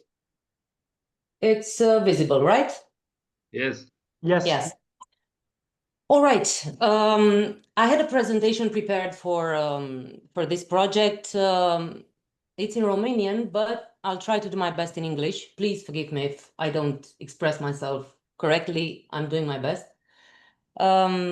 This is a project, a very complex project. Its object, it's what it's called the Casino of Constanța. This building is basically a monument of national importance. It's a symbol of the city of Constanța, and it's probably the most important symbol of Art Nouveau architecture in Romania. It was built here. It's a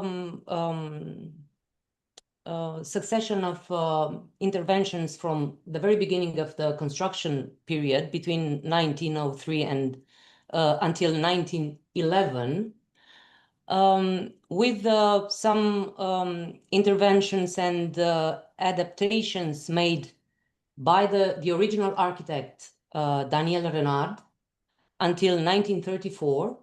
And after that, we had the stable configuration of what the Casino of Constanța looked like. And that was what we tried to refer to in everything that we did in our project.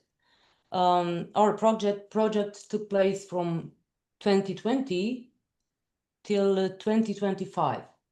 It was both the project and the execution phase. These are some images of what the Casino of Constanța looked like during between the two world wars. This is the configuration to what we tried to refer to all the time. In its history, these are some personalities, Romanian personalities, both architects and engineers that are very known, and they had a big impact on the architectural development and engineering in Romania.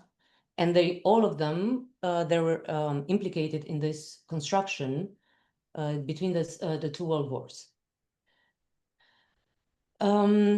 We had access to the archives, to the original project of Daniel Renard from 1910. Because Daniel Renard was not the only architect that worked on this casino from 1910 to 1914, the plans that we had from archive actually don't correspond. There are differences to what the casino finally looked like in 1914, but the main frame, the main image, was kept, was preserved, and these are the old project, the original project.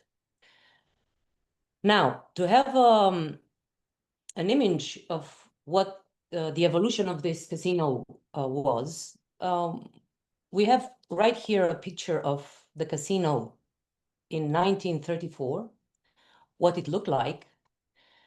In the middle, there is a picture of the casino as a result of very extensive works done in the 1980s, from 1983 to 1987. In that period, there were major consolidation and architectural works done on the casino, and the result was not a very successful one from some points of view. And this is important because we had to make decisions to actually clean some of these interventions done in the 1980s and try to come back to this original image of the casino as it was meant to be. Down, the last picture, it's a picture of the casino done this spring, as it is now. The important parts that took some heavy decisions, some important decision to make, are in this area where in the 1980s it was an entire all this corner of the casino was blockaded with an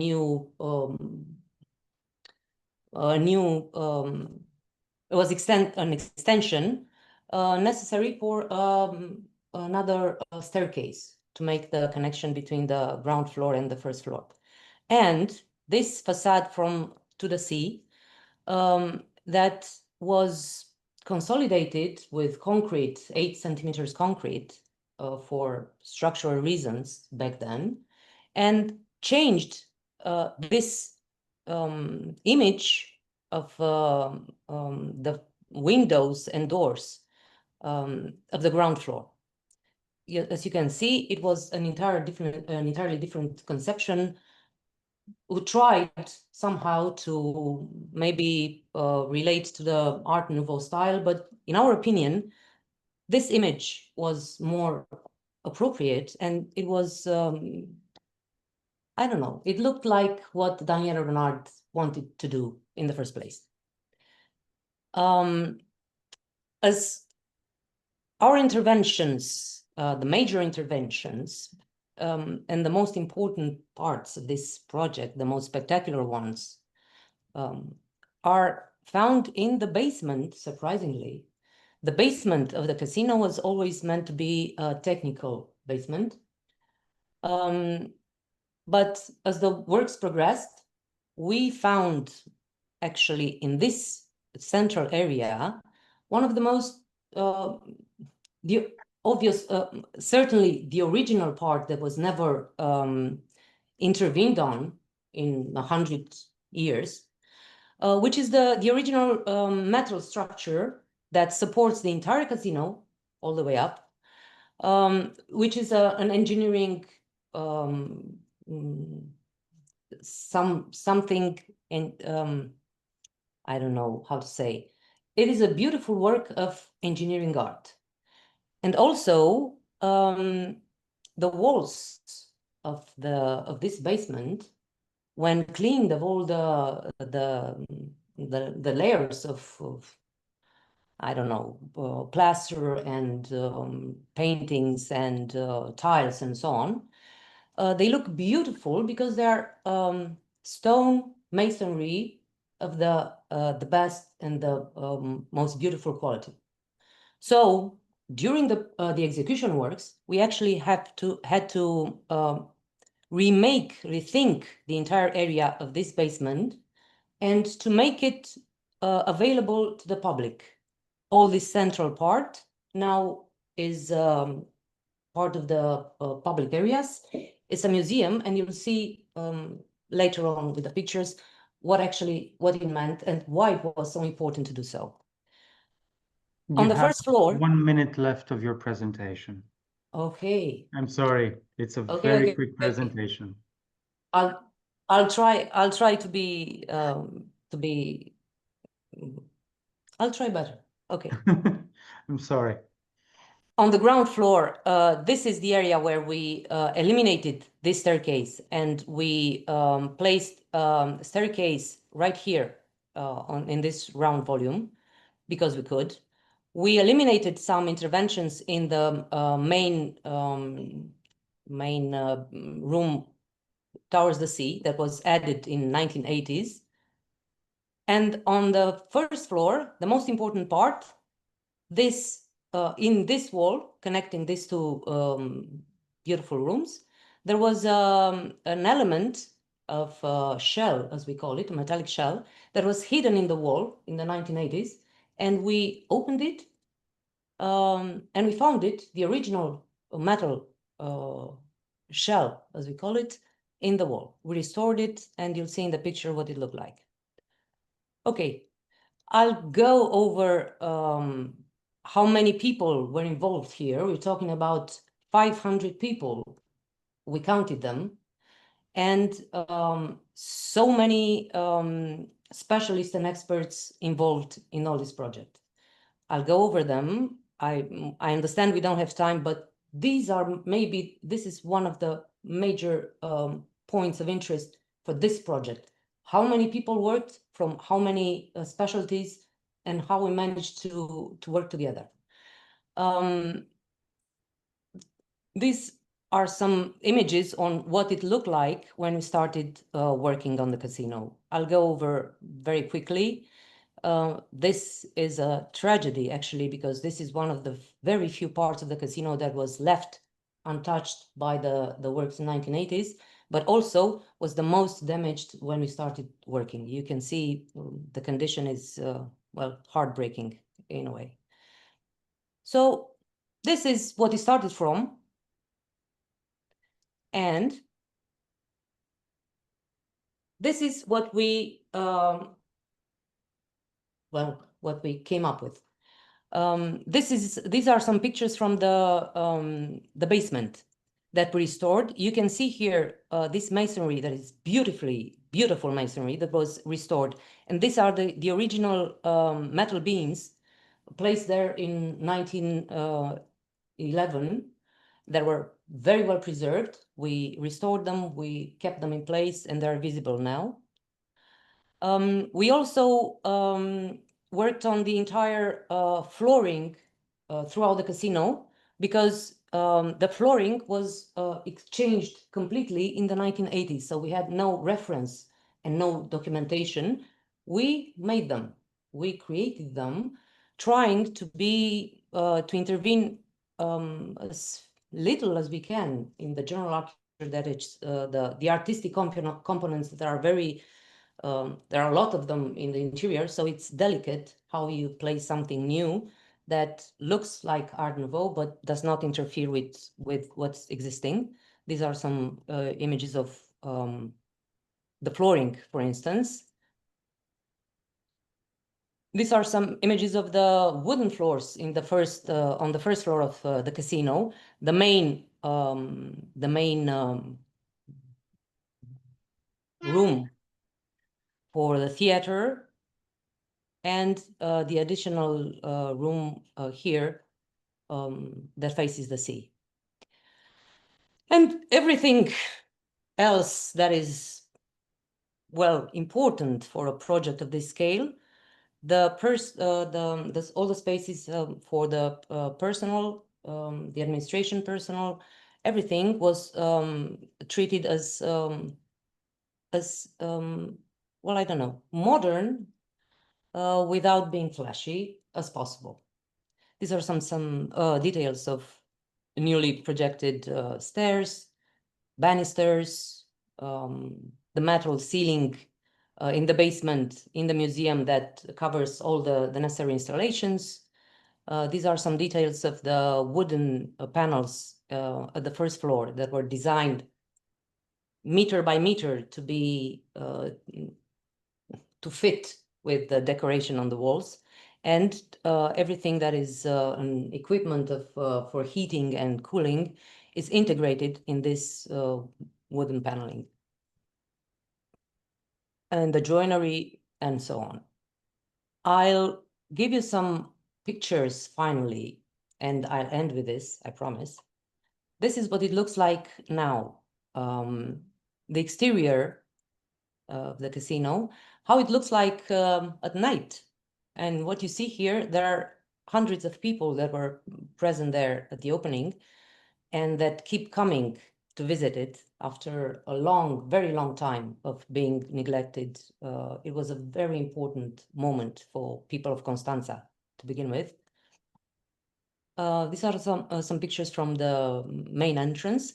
This is what it looks like in the basement, with an immersive space designed by architect Guaja from Zeppelin.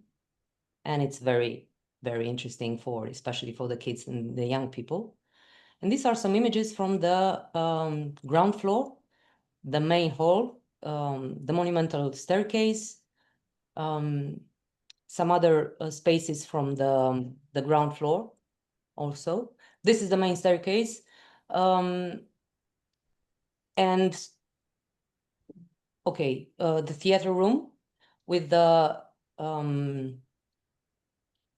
similar metal shell that was opened in the wall and well completed, so it mirrors exactly the shell on the metal shell from the main facade. This is what it looks like, and this is the ballroom adjacent to the theater room, and that's pretty much it. But there's a lot of things to say about this project. Only 5 minutes. I tried my best. Thank you, Smaranda, very much. If the members of the jury have any questions? Yes, thank you, Smaranda, for the presentation, and congratulations for the project. Thank you. I think that was a difficult project, and I have two issues. I know, I imagine, I think that this huge building near the sea was problem with the structure. Yes. Something about the work with the structure engineer in the site and so on, please. Yes.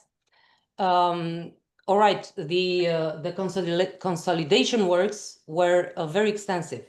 When we began the project with our team partners, the structural engineers, based on what information we had at the moment, we came up with a solution that together that was not so extensive because, well, from all the testing and calculations, it looked quite fine.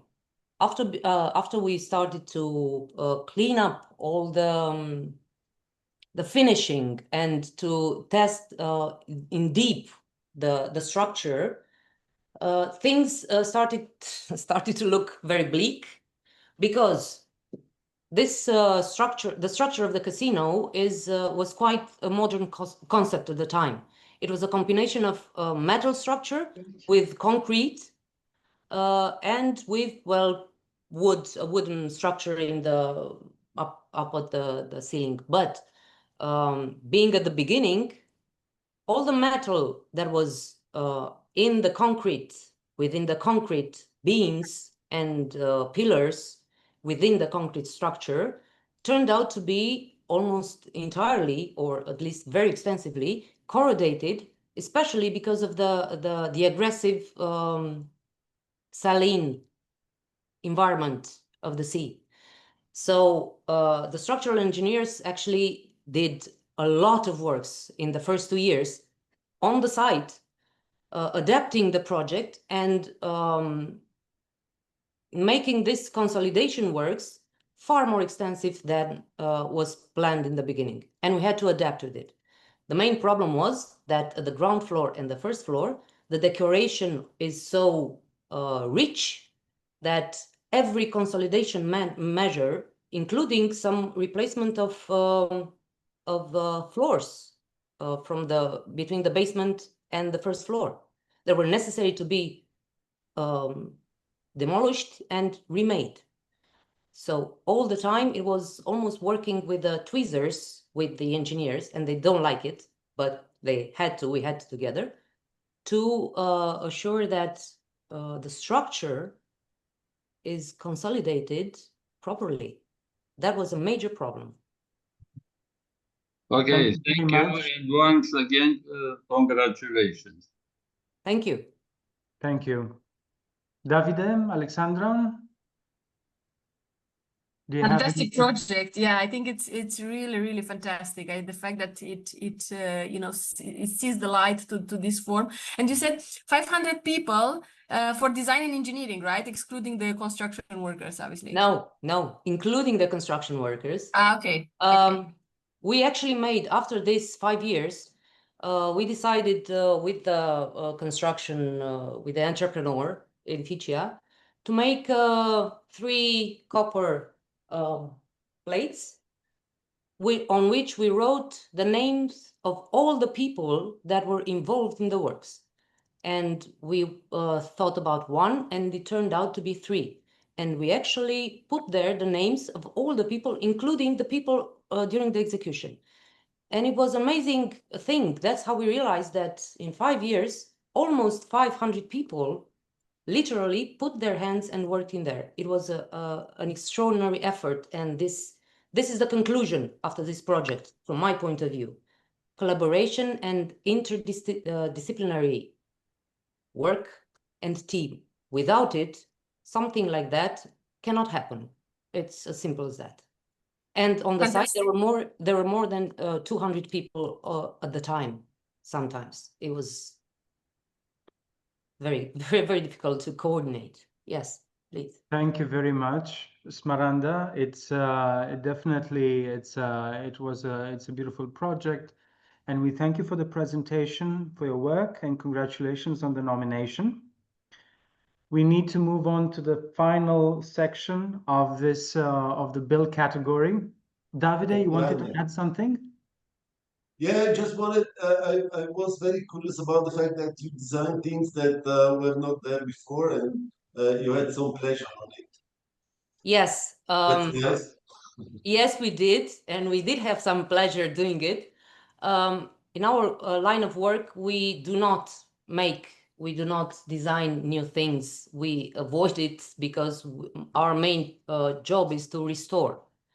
But in this case, because in the 1980s, all the flooring in the casino, for instance, was completely replaced with something that was not, that did not fit with Art Nouveau and with the rest of the decoration. They didn't have enough money, whatever.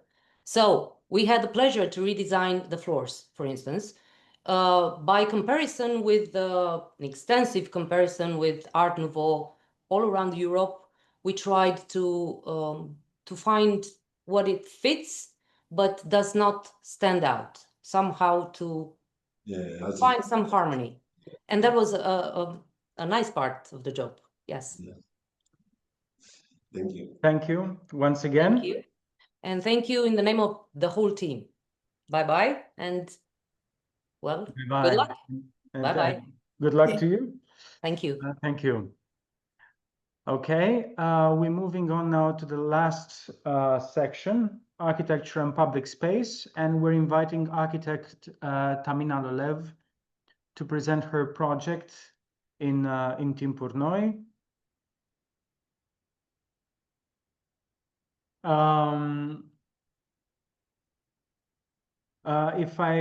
If I'm not mistaken, Davide, you need to, unfortunately, you need to go somewhere else. Can you still stay for about 15, 20 minutes? 10, 12. Okay. Okay. 12. I understand. Thank you. So, Tamina, I'm, it's, Hello. You understand the rules as quick as possible to make the presentation. Thank you. Do you hear me well, first of all? Yes, we do. Okay. So I will share my screen right now. Okay. I am here with Matei David, my colleague. We're part of the team Dâmbovița Apă Dulce. I wonder if you see the screen with Dâmbovița Apă Dulce now? Yes. Yes. Is it visible? Okay. Yes. Okay. So we applied in the Anuala competition with Timpuri Noi Doc, which is a part of the broader vision that I want to tell you about. I think it's an important information to know about. So the broader vision of Dâmbovița Apă Dulce is in fact a collaborative initiative aiming to transform the river Dâmbovița into this blue-green corridor that cools the city and that becomes a vibrant public space and of course serves as a valuable resource for the development of Bucharest, as many other capitals do. The program is developed by our associations, meaning Ivan Pațaic in Mila 23 and Nod Makerspace, and this larger program includes several key components. First of all, opening the access to water for citizens through micro interventions, we call them, urban micro interventions. And in 2025 and 2026, we aim to open up and facilitate 4 water access points along the river. We already completed 2, Națiunile Unite dock and Timpuri Noi dock, that you will see immediately. And the next one is the Opera dock in September. Other key components of this program are Dâmbovița Zero Plastic. We prototype an intelligent dock for river health monitoring. So it's made up of an intelligent pontoon with the monitoring system, a floating island for biodiversity, and a waste collector barrier. And then there are those soft components, developing a strong public voice for Dâmbovița in a critical mass of residents who know what to ask for from the authorities, and a co-governance component, a cluster that comprises the public authorities, NGOs, academia, and the business sector that all go in the same direction for this vision. Coming back to Dâmbovița, to Timpuri Noi dock project, this was led by our team at Node Makerspace, and we led it through a consultative and co-design process. It is also collaboratively funded by many private stakeholders like Platforma de Mediu București, Bucharest Community Foundation, ING Romania, and Orange Romania. I need to say this. Yeah. And the project is also backed by institutional partners such as Apele Române and Alpab. So a few key information regarding this project. It was built in the 1980s and it was long ignored by the city. It turned into a residual, as you can see, a residual urban void where nature, people, and memory were suspended. It became consequently a shelter for vulnerable and unhoused individuals. And that was a challenge of this project, to work with this category of people, that they were quietly observed from the windows of the Timpuri Noi, of the office buildings right next to the place. So this is the way the Timpuri Noi dock looked like before. Okay, it's right next to the Timpuri Noi intersection. So few know that before the Dâmbovița River was canalized, systematized, the Timpuri Noi area was known for its mineral springs. In fact, at the end of the 19th century, yeah, it was a place of both health and socializing. So some local equivalent of Belgium's famous spa resorts, and this is an interesting information because you will see the images after the intervention. So the micro interventions that we did this year, following these micro interventions, you can see here the dock. And it took a new meaning. It became a lively, open, and inclusive public space. So you can see in this image a fully accessible ramp that welcomes all types of users, that was complemented by a wooden deck where you can rest, observe, and breathe near the river. Then the floating pontoons bring people close to the water surface. This is an important component. And we, of course, chose eco-friendly materials and reversible temporary solutions. And it looks, now it looks like this. It looked like this during the activation of Dâmbovița delivery, where during this 3 days event, we managed to pedestrianize the high-speed boulevard also, Splaiul Unirii. Yeah, so the transformation was profound. You have less than 1 minute left. Yes, of course, I'm almost at the end of the ideas. So from an unusable area, we transformed it into a space for relaxation, meeting, and sports. And accessibility was clearly a key priority. Right next to the dock is the special school number 3 with the disabilities children going to the school. And shortly after the opening, athletes and Paralympic athletes from kayak champions began training here. So we believe that an authentic urban regeneration project must include care for all residents, regardless of their social status. And the impact was immediate. We received a lot of feedback from people working right next to the dock that told us that the view just got better thanks to what we did. Yeah, these are so hopefully the dock can become an active urban node, a space for solidarity and shared responsibility. And we invite large developers in the area, local authorities and civil society to join this effort. And thank you for your attention. Yeah. Thank you. I have a little question. We are here for questions, in fact. Yeah. Did you promote this project? Who was the one that promoted it here? Do you speak now? Yeah, can you hear me? Yes, we can now. Yes. Just I'm curious about who started the promotion of this idea of having this restoration of this public space. Who started? We did. Yeah. With the civil society. The civil society, there is somebody, not? Yes, it's a collaborative effort. So, for example, our team has this specificity of seeing seeing the potential in unused spaces and showing this potential through micro interventions and low budget interventions. Then there is also the association of Ivan Patsaikin that started many years ago, these ideas and this vision of Dâmbovița smart river.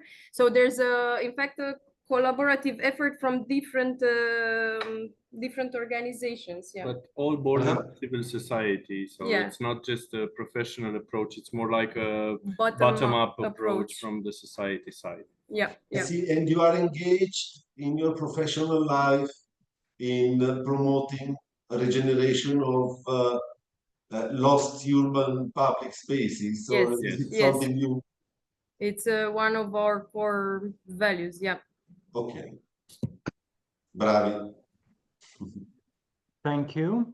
This project also, I want to say a few words. Amazing. I didn't know you guys are behind this because I've seen the project and now it's like, wow. We know each other very well from back in the university. So yeah, I'm so proud. Yeah, it's fantastic. And also, I don't know how to think along, as a business model, if we can extend that, beyond Dâmbovița, beyond Bucharest, and, just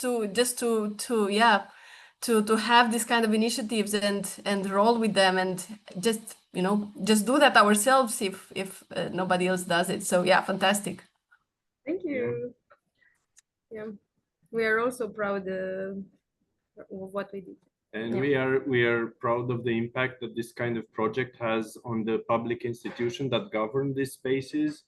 And our main focus is trying to reshape the way they see this public spaces, not as problems, but as potential solutions for the cities and for the future climate problems of the cities. And yeah. Fantastic. Thank you. Are there any other questions? Bravi. No? No. Thank you very much, Tamina. Thank you very much to your team, and congratulations on your nomination. Thank you, Robert. And good luck. We're waiting now. We will let the other teams present. So you will have to leave the presentation for the moment so we can invite the others. Yes. Thank you. Thank you and very have a good much. day. Bye-bye. Bye. Bye. The second to last project is called Nest. Actually, no, it's called Rad Sculpture Park. I'm sorry. And we're inviting 3 architects, Justine Baroncia, Maria Gement, and Alexandra Müller.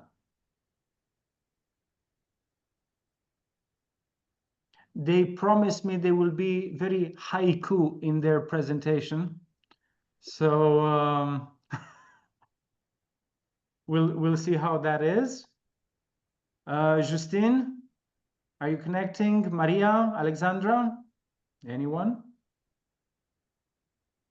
No one. They have been waiting. Unfortunately, usually everything gets a little bit late with the last ones. Okay, Justine, here you are. Hello. Hello. Hi. And while we're waiting for your colleagues, you can start the presentation. Hello. Hello, Alexandra. Hello. Wait one moment.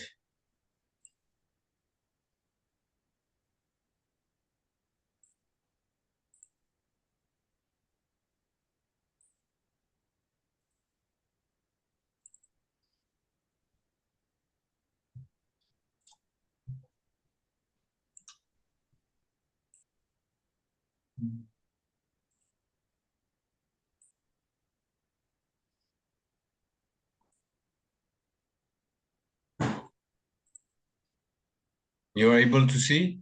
Yes, we can. Okay. Side map. Yeah. Hello. I will try to be very brief. We are in north of Bucharest, Caro complex. It's a hotel complex with offices, with skate rinks, with a big garden near a lake. You can see the presence of the lake in the right corner down.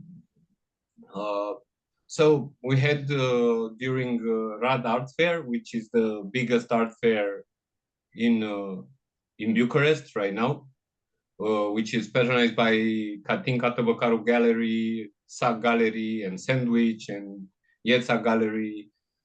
They are trying to bring people during 4 days in this area to a series of exhibitions related with contemporary art. 1 month before Rad Art Fair started, we started the sculpture park in Caro complex. So the idea was to fill the territory with artworks that are waterproof and weatherproof, because we started it in April, and all the works stood there during 1 month. And afterwards, like 40 of them are still there. If you go in the park with the map, you will be able to still find some works that are placed there. And the main idea was very simple, to try to transform all the intersections in the park, in between the alleys, in between the walkways, to transform them in art dialogues and to be able to relate all the sculptures with each other and to invent your own parkour into the park. The area was split in like 5 thematic areas. The most important one was the big lawn in front of the lake, but with one condition: not to occupy all the lawn, the main lawn, with artworks, because there happened a lot of things and they didn't want to be conditioned by the presence of the artworks. And here are some of the images that you already saw on the panels. There were some specific guided tours inside the park with the curators. The main curator was Ion Alex Radu from SAC Gallery. And the park grew almost naturally because there was a lot of space. We didn't have monumental size sculptures. We had human scale sculptures, and some of them were more like jewelry pieces that worked like accents in the park. So on the sidewalks, on the front line with the lake.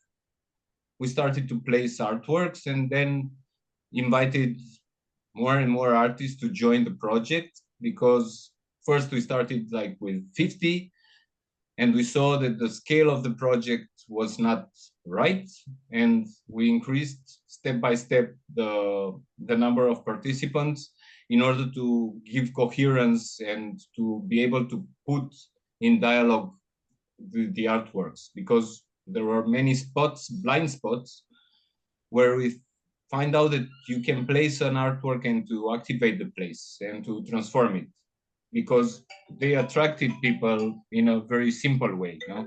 You see a map, you want to find something, you want to explore, and there were like exploring hints, the artworks. They became that. And it was a game. And of course, some of them will remain there because they were acquired by the park, and they will stay there, and they will be future hints for the next edition. And we hope that this collection of sculptures will grow and will become small landmarks. They're not very important in size. They will become like human scale landmarks in the park and rearrange the public space around them. Please prepare your closing statements.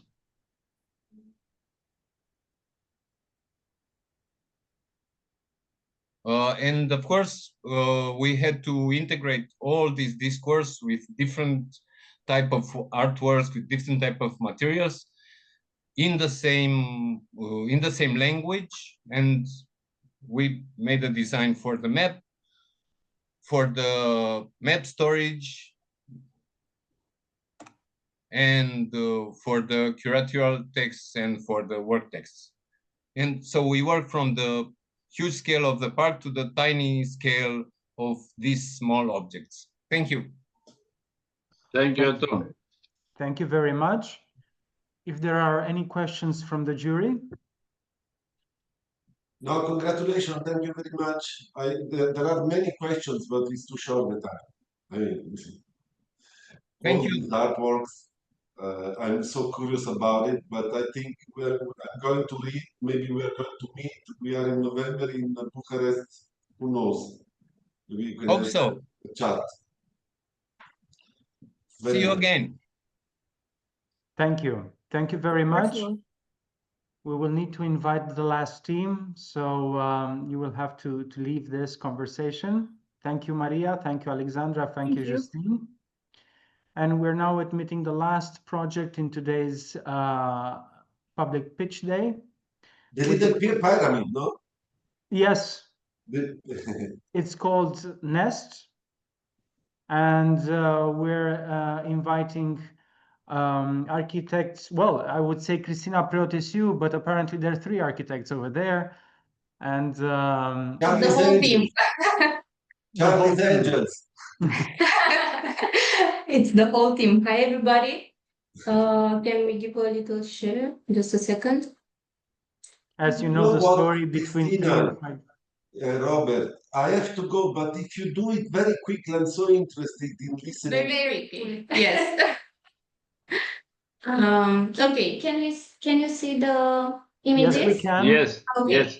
Go. Okay, we're happy to be here and to tell you a little bit about Nest, which is a project we worked on with great enthusiasm, and that and which since he found its place in a neighborhood in Iași. Everything began with a public competition design called Youth Pop-Up, organized by OARE Iași as part of the innovation program and civic engagement developed by Civica Association, sprijined by several partners. The theme interest caught our attention right away because it's talked about a theme that interests us very much, which is how to activate public space through design through urban furniture. That's how Nest came to life, a kind of an urban multifunctional nest, blending relaxation, sports, play together, all that are ways of being together. We had a 3x3x3 meter volume that we shaped into 4 clear areas. One is for sport with basket and football. One is a stepped sitting platform for hanging out, playing and watching spontaneous performances. One for relaxation, and a chess table. Our interest was to bring together 2 types of moments, ones that are more dynamic and more movement based, and some that are quieter, more relaxed, so that every child could find something that is suited for him. The project was conceived as a prototype, so to bring together the local kids community, and the location, the final location, was chosen together with the organizations involved. Nest is a standalone kind of an object, but is also flexible and easy to adapt, so it can be located in multiple or different settings. In this case, the location chosen was the esplanade of the Voivodilor Square, which is a kind of an open space surrounded by apartment buildings. So a setting that is quite intimate, but also easy to access. Yes, and I think for us, Nest isn't just this real finished object. It's rather a question that we address to the seat and its users, how this could work here. And one of the most surprising moments for us was the reaction of the children, actually, who even during the installation process, they were very curious, very interested in, and they wanted they can't wait to just use it. And since the opening, the place was constantly used. Also, even though we designed it for children and teenagers, because of the competition brief, it attracts people of all ages, also seniors that used to play chess here sometimes in the evening. Right now, we can say that we still keep in touch with the local authorities, with the children associations, and also with the people who live there. And we are we want to see how it evolves, how we can make it better. We discuss how it can be improved by their experience of using it. And I think the most rewarding thing is that the project it's more than use. It has a life of its own right now, and we are very interested in how they use it. What kind of new uses they gave to the object, despite the ones that we proposed initially through the initial plans and the drawings. I intervened before you, Robert. You asked for the questions because I really have to go. But I want to say that I love this project, and since it's for elderly as well, I will come and sit. We are waiting. Thank you. Thank you. Thank you. Thank you. Bye. So I would like to say, would be great if we can have more of these. Like, this is a prototype, and it can happen in more places. I think that please work on that somehow. Yeah, that's the plan. That's the plan. Awesome. Ciao, ciao. Bye, bye. Ciao, Davide. Thank you for your presentation. Thank you for your congratulations on your nomination. Thank you. Well, if there are any other questions from the members of the jury, Adriana, Alexandra? No, I think it's fantastic. I'm very happy. Congratulations. It's a nice project. Thank you so much. Thank you very much. And with this, well, it concludes. Well, we will have to ask you to Yes. give us some space. This concludes this session, this year's edition of the Public Pitch Day. And now the jury will deliberate. Thank you all for the patience that you, well, you had to endure and you had to give us in order to listen to all the projects. And thank you to everyone that was watching the entire presentations online. I will ask Christian now to stop the recording and